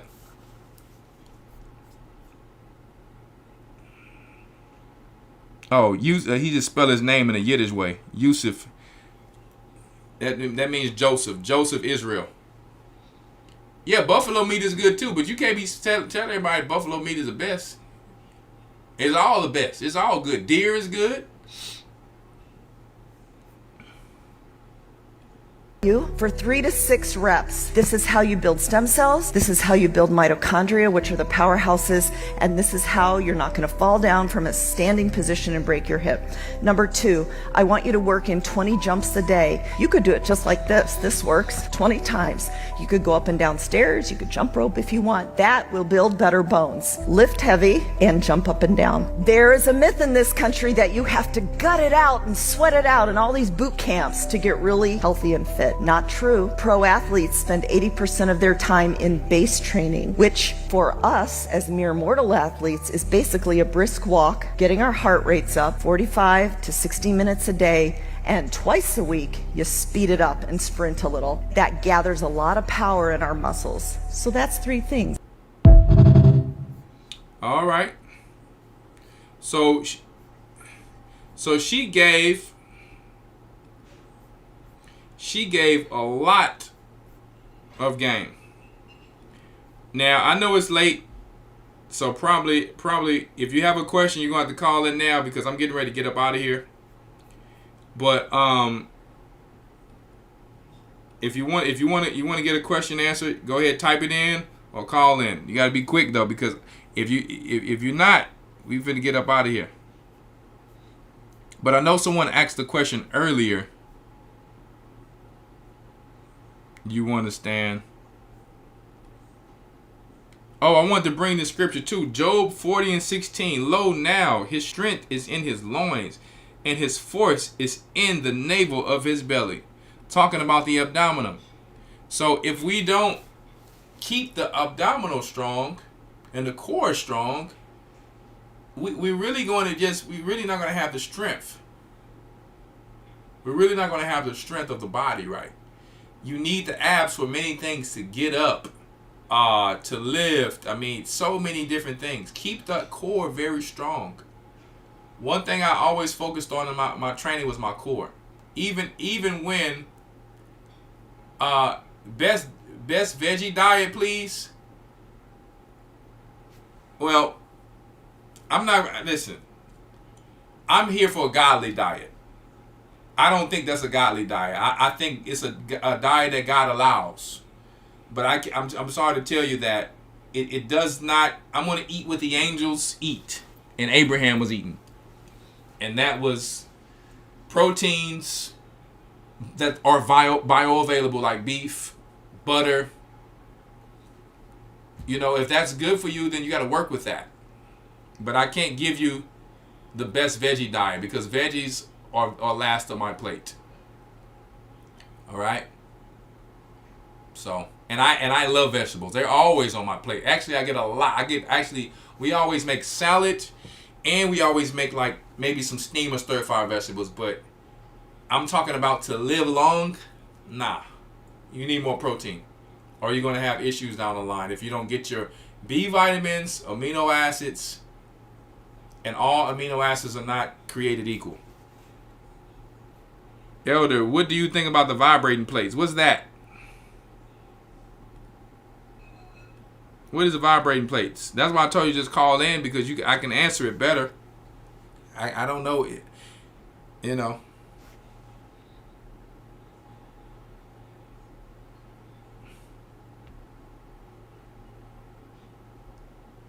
What's the cane diet? What's the cane diet mean? You talking about sugar cane? Kalea, yeah, I'm sorry. You're gonna have to look up all the vegans and stuff like that. I don't really focus on that. I'm sorry, but I pray the Most High bless your mind and your hands with that one.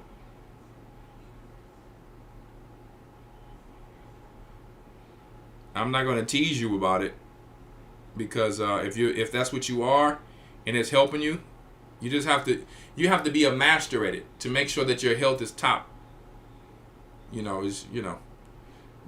But I can tell you right now, you definitely gonna need that iron, because if you eating that, you're really not getting a lot of iodine and B12 vitamins unless you're doing it with something else. Very important, just to help you out with that one.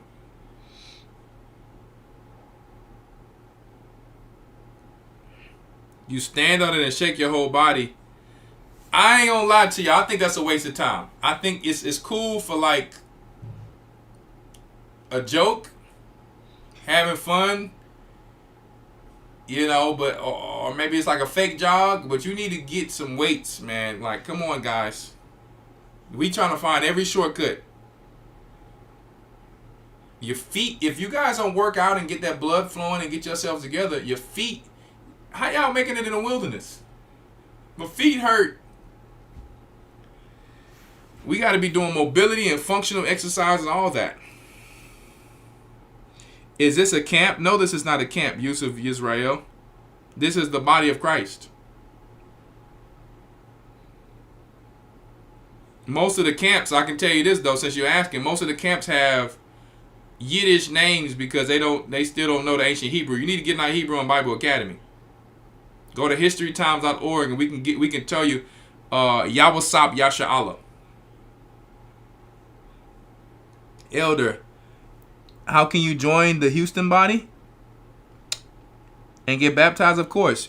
Send me an email to elderrawchaa@gmail.com. I'm going to send it right now. Elder Rawchaa. Look in the chat. elderrawchaa@gmail.com. All right? That's for her. Don't just email me about just stuff to just be talking, because that ain't going down. I'm just going to ignore it. Okay, bless you, Kalea. You just got to do the research for your husband then.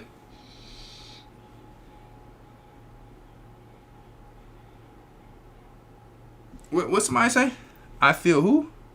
I feel you, Elder Khan. We need to move body parts literally.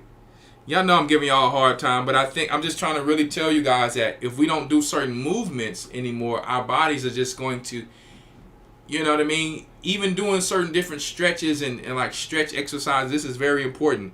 It'll stop a lot of knee pain, back pain, vertebrae pain, all right?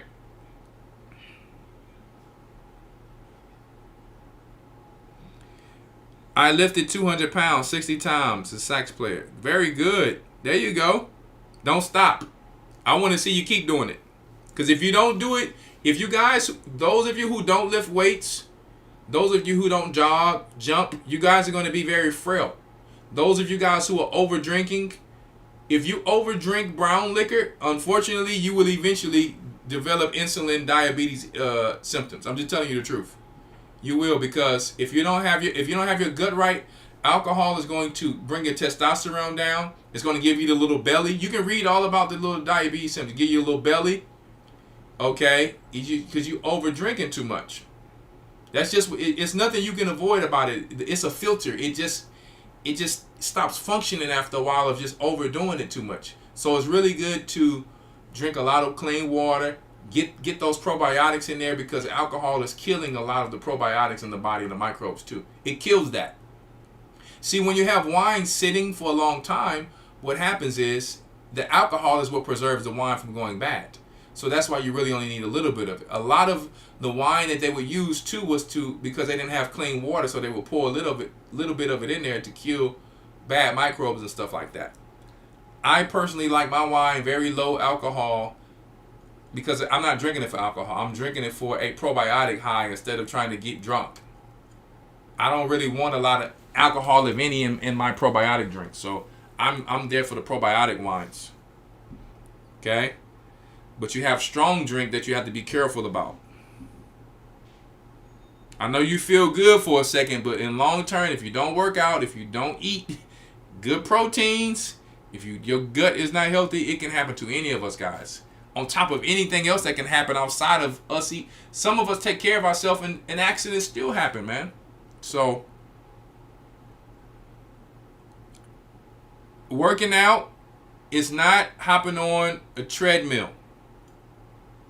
Lift weights to burn fat. If you're not sprinting, you're not building muscle. If you only run. If you're jogging, and I'm just telling you, if you want to look like a Judite woman, you just become kind of like whatever muscle you have there. Nothing's built. No, there's no things. You know how you guys like to be voluptuous and all. That don't do that. You just, whatever you got, that's it. That's going to be it. So you might think because you have a little fat on you that you got a little something. But when you work it out and it's all muscle, that's when you're going to know if you know. I'm just saying. Listen, one thing I can say about the world today, I give them the credit for working out, but it's for all vanity. So they still gonna lose their soul. So if you can understand what the scriptures were saying, for body exercise is profited little, but it's about godly gain and balance the two, man, you going somewhere. How about riding my bike in addition to other exercising? Of course, I ride my bike on the 2 days a week. I try to see like little scenery just to get some extra cardio.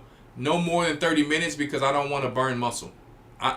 For me, if it don't build muscle, it don't make sense. If it's not about being functional or building muscle, about reality, it don't make sense. If I'm losing muscle, I'm not burning fat. A lot of us have natural small calves. The last thing we need to do is lose muscle. Some of us don't have the African Zamunda calves. Right? So whatever you was given, you was given. Some people come out talking about this is how you work your calves. Dude, your calf came out the size of your neck and your head. You can't tell nobody how to work a calf out and your calf came out big from your genetics of your father and your mother. You can't tell nobody how to get some glutes and you came out with big glutes. That's deceiving. Somebody had to show that they had a fast metabolism, couldn't gain weight, and then they show people how to do that. That's when that's a good fitness person. Only thing a fitness person with good genetics can show is how to keep yourself in shape, but you can't be telling them how to get something you already had. Does that make any sense? That don't even make sense.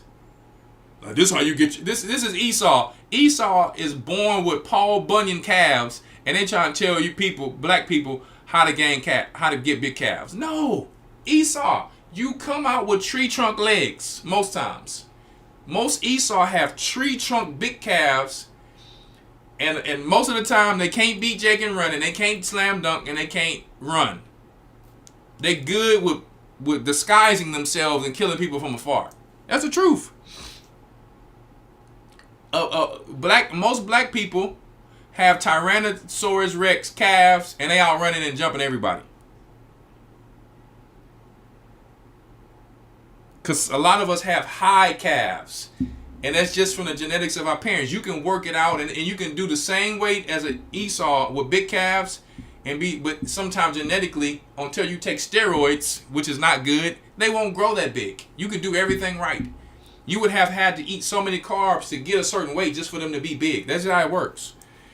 Don't be embarrassed of your legs. Make sure you work them though. You got cats wearing long socks because they afraid. Like, listen, that's the calves you got. You got them bow-legged calves. But ain't nobody going to outrun Judah. Ain't nobody going to outjump Judah. So tell him, listen, yeah, you got some nice calves, but let's race. Let's jump. You know, baby come out bow-legged like this. He outrunning and jumping everybody. He walking like, let me tell you. Hey, that's Judah. That's how the Most High made Judah.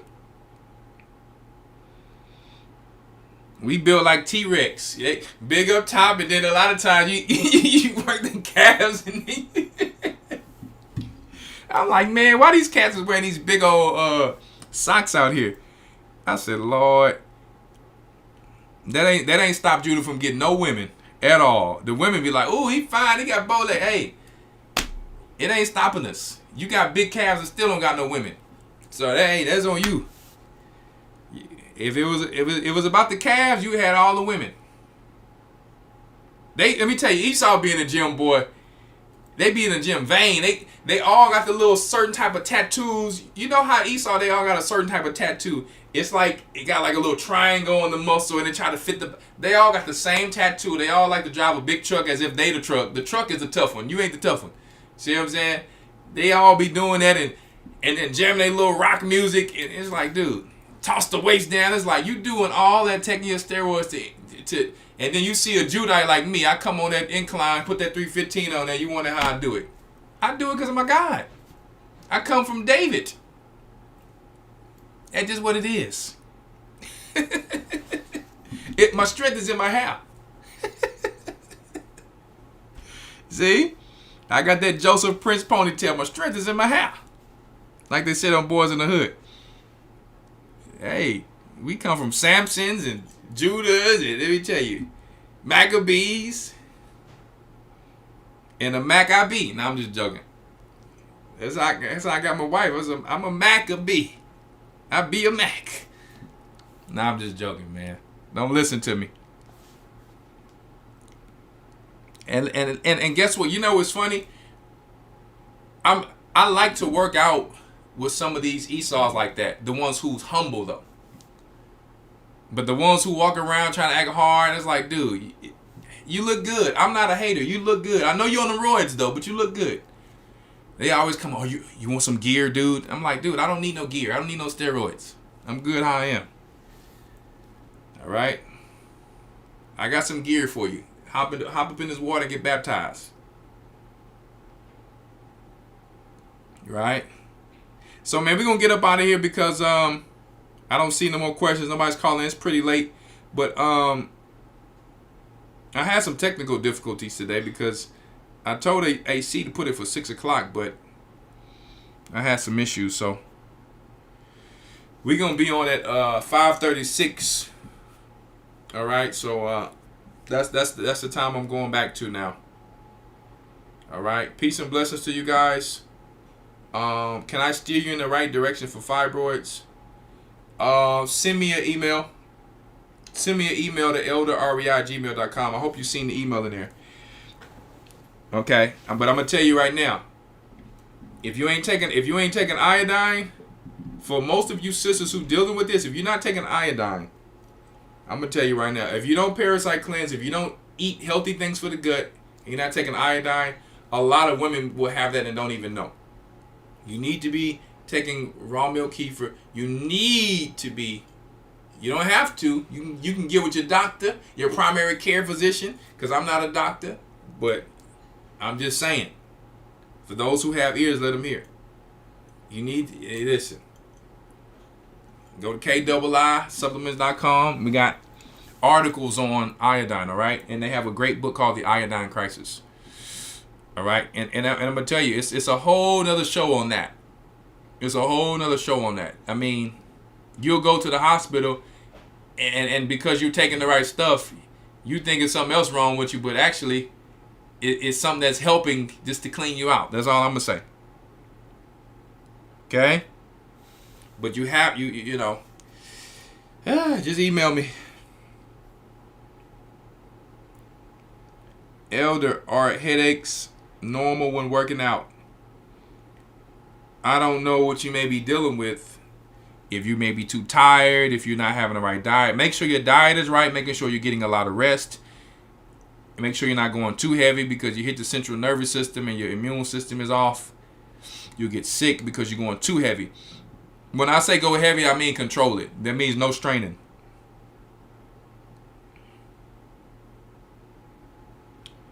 All right, so don't let this vampire empire take you down from building your kingdom and your temple. Okay, we have to continue to grow as a community. Positive environments. Positive environment for the children, the wife, the husband. Living below our means. Living below your means is living above your means. In a positive way. Meaning because you're walking on water instead of floating in a life raft. Okay, so that's what I mean, like, in that way. That's all I'm saying.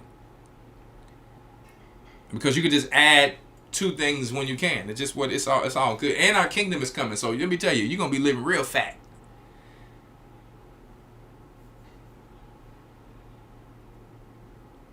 Can you please give me some insight on someone that drinks beer every day, eat a little food, and don't move around much? Some people drink beer every day and they're just fine, but I'll tell you something. Like I said, if you're not working out as a man, testosterone gonna be low from drinking the beer every day. There's nothing wrong with drinking the beer every day if you were drinking like the old school kind of beer that's still living with probiotics, like the ale. It does help with parasites to a certain degree, but then you got the alcohol. So you're gonna have a top of the line diet if you're drinking beer or wine every day. You really need to be doing what I said in the whole lesson: working out, building muscle, eating a healthy diet, eating a lot of protein. All right, that's very important. You can't not move around much. You got to move around. You're gonna have to move around. You need to be doing jumping jacks every day. Usually the beer, it kills parasites, allegedly, but then it's like it also makes you have the gut that a lot of starting to show insulin things. So you're gonna have to reverse that because it can get. I had a lot of family members, men. They worked for Budweiser, drove trucks for them. And one thing I noticed about all of them, They all had the little shiny Issachar face, like when Issachar come from working and they drink that beer. And a lot of Issachar live long because they eat a certain way. But at the same time, they all had bellies. That belly, and then some of them, you know, eventually, guys, you'll have to get on like, and you shouldn't have to do this, dialysis, all that. Let me tell you, you got to be careful with these organs. And these liver and the kidney, you gotta be careful. You only get them what you got. I'm just trying to help you guys. We have Shell. What are the best B vitamins to take? If you have a great diet that's eating beef, drinking raw milk kefir. If not, just go to my website and we got the great supplement B vitamin drops. Right? KIIYsupplements.com. And if in my opinion, I would take it with in my opinion, you don't have to listen to me. I would take it with iodine, selenium, like I said, the B12 drops and our iron fish if you're not eating a lot of meat. And that should really bring you up to speed there. Elder, how do you lose belly fat? Okay, how do you lose belly fat? You can fast. You can drop your carbohydrates little by little. If you're eating a cup, bring it down to half a cup. If you like where you at, cool, stay there. If you don't, bring it down to a quarter cup. You know, you got to do it like that. The carbs, you really got to be tedious on them. Eat more protein to make you lean. Less carbs make you large. More protein, more fats. Where you take down carbs, add more protein. Or you can just go calorie deficit, but you might lose muscle. You really need protein, especially as you get older. A lot of muscle is lost because you're losing a lot of glutamine.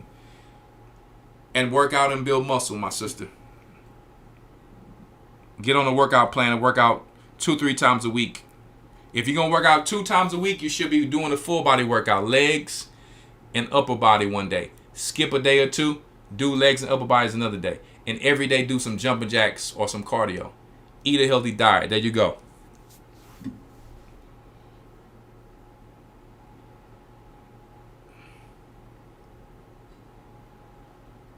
No, Probiotic 40 is not coming back on the site. Stay tuned. We got something better than that.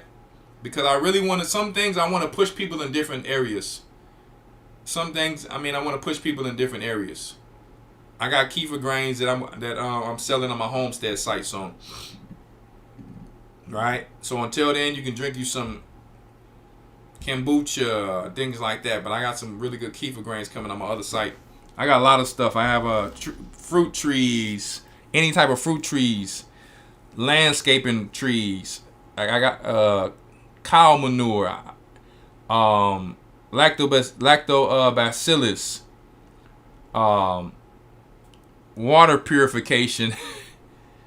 I had to, yeah. For those who are in the know, they know what I'm talking about.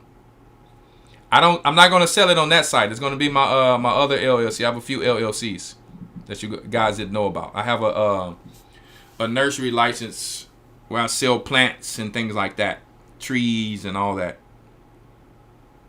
So it's gonna be another site. I'll announce it soon. I just been busy. You guys don't know I sell shoes.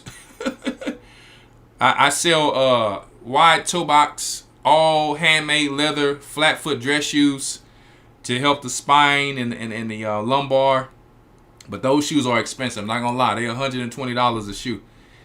People be buying them though, and they know the difference. No, your foot ain't gonna stank in it. All the sweat gonna come out the leather. Got the copper rivet at the bottom so your body can ground out. Yeah, I just haven't came out with the website yet. So I do a few things, guys. Elder, roller skating, what's your take on it? Roller skating is a very good thing for cardio and cardiovascular and good functionality with the knees. So it's really good when it comes to that. As far as building muscle, no. Please don't take shortcuts in not lifting weights or getting bands or doing pull-ups or calisthenics. Don't take shortcuts with that, or it's just on you. Yeah, it's not too high for a shoe because people wore Jordans, but Jordans don't help your feet. My shoes help your feet. I'm giving all my other shoes away. Basketball is great.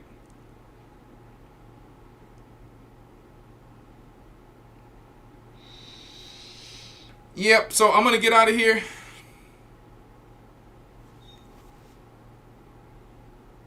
Man, everything that helps me, you don't have no more keto drops, multiply. No. Lanisa Terrier, because I'm moving people in a different area now. It's certain things that I want people to be taking every little thing of pills of. So just get Lanisa Terrier, just get with me and I'll make sure you're good. You don't need no keto drop. Let me help you with that. You know how to hit me up, Miss Lanisa Terry, so I can help you. Get our moringa, get our iodine. Okay. Right. I'm pushing people into to a whole another area. And I'm adding a lot of new stuff as well, but and some things I'm updating.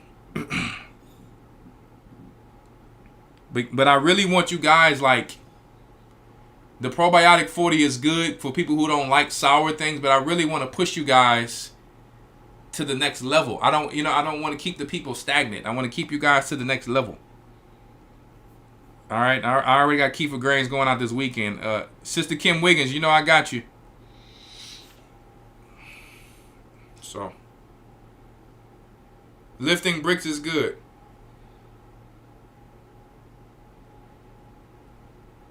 All right, so I'm gonna give you guys the instructions with the Kefir Grains too. Don't worry about it. Just like I did with the iron fish. Listen, we hear the vampires trying to bite us like the Walking Dead, but listen, we gonna cut their fangs off spiritually, because it's all in our faith. It's all in our hands. You know what I mean? In our God. So it's all good. Yes, swimming is good too. Swimming make you lose a lot of things, but it don't build muscle. I'm telling you guys to build muscle for a reason. Those things are very healthy. You don't have to build muscle, but I'm telling you, it's a better benefit. But anyway, swimming is amazing. Peace and blessings to you guys. Shalom. Make sure you guys, if you want to join, if you came in late and you want to join our Hebrew and Bible Academy, all you have to do is go to historytimes.org, all right? historytimes.org for enrollment. All right, with lessons like the history of the Tower of Babel, the secret war of Edom against the Israelites, and all that below. historytimes.org, okay? And once again, for those who don't know, you already should know where to get a lot of our things, okay, that we help people with. Some of the most powerful things I have on the front that a lot of people don't know about. We have articles on them. Just search on the site. You'll see the articles on the iron. You'll see the articles on these things. All right? We have a lot of different things there. That moringa, serious. I got moringa trees growing in my yard. This powder is amazing. The magnesium, the ultra test for men. If you're a man and you lacking, there you go. That's all I can tell you. All right. So we got everything, that you guys want. Ashwagandha, amazing. Helps the woman's, man, it helped them women, boy. I take that with my ultra test. It helped them sisters. Guys, women, you take this ashwagandha and you couple it with this moringa. Amazing. Like a female enhancement. I'm working on the other female enhancement right now. Updating that. So berberine, amazing for people who are dealing with sugar glucose issues. And then we have a glucose. We have a glucose with that. Vitamin K2 plus D3. You want to take that with magnesium so they balance each other out. Very important. We have a B complex. Digestive enzymes before meals. Emergency immune support. Very, very powerful.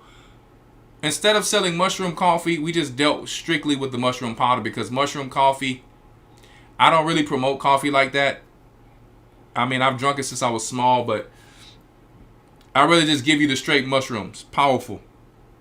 Because you need fungus, not just probiotics, you also need fungus. And this is a powerful fungus blend that we have right here. It's the same top of the line thing you see a lot of other people have.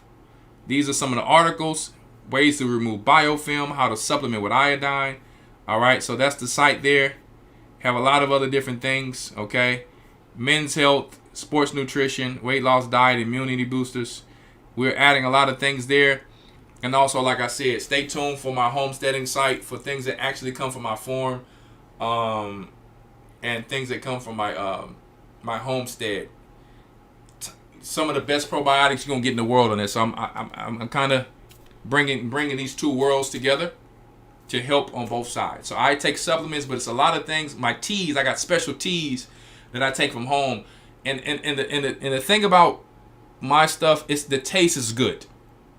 I'm from Louisiana, one of the best cooking places in the world. The taste of probiotics and things that we're going to bring to you guys, superior things that black people like to taste. I know I'm not only black people, but a lot of us are afraid to take probiotics because of the disgusting and the sour smell. We specialize in making sure that that's on point. All right, so anyway, peace and blessings, all right? HistoryTimes.org. The Bible. Is it hard to understand? When it comes to reading the Bible, the first thing that comes to mind is the fact that this is the Word of God. The seals have been broken, and the truth is here. And when we go throughout the scriptures, when we go throughout extra biblical records, we find that the language that God employed, that He used to create the heavens and the earth, was the Hebrew language. Christ said, I came for the lost sheep of the house of Israel. But yet no one, no religious leader, no religious church out there anywhere can now identify the 12 tribes of Israel. Can we? God is quite simple, but it seems as if man makes understanding Him hard. What are those mysteries? The truth of your book. And the truth will make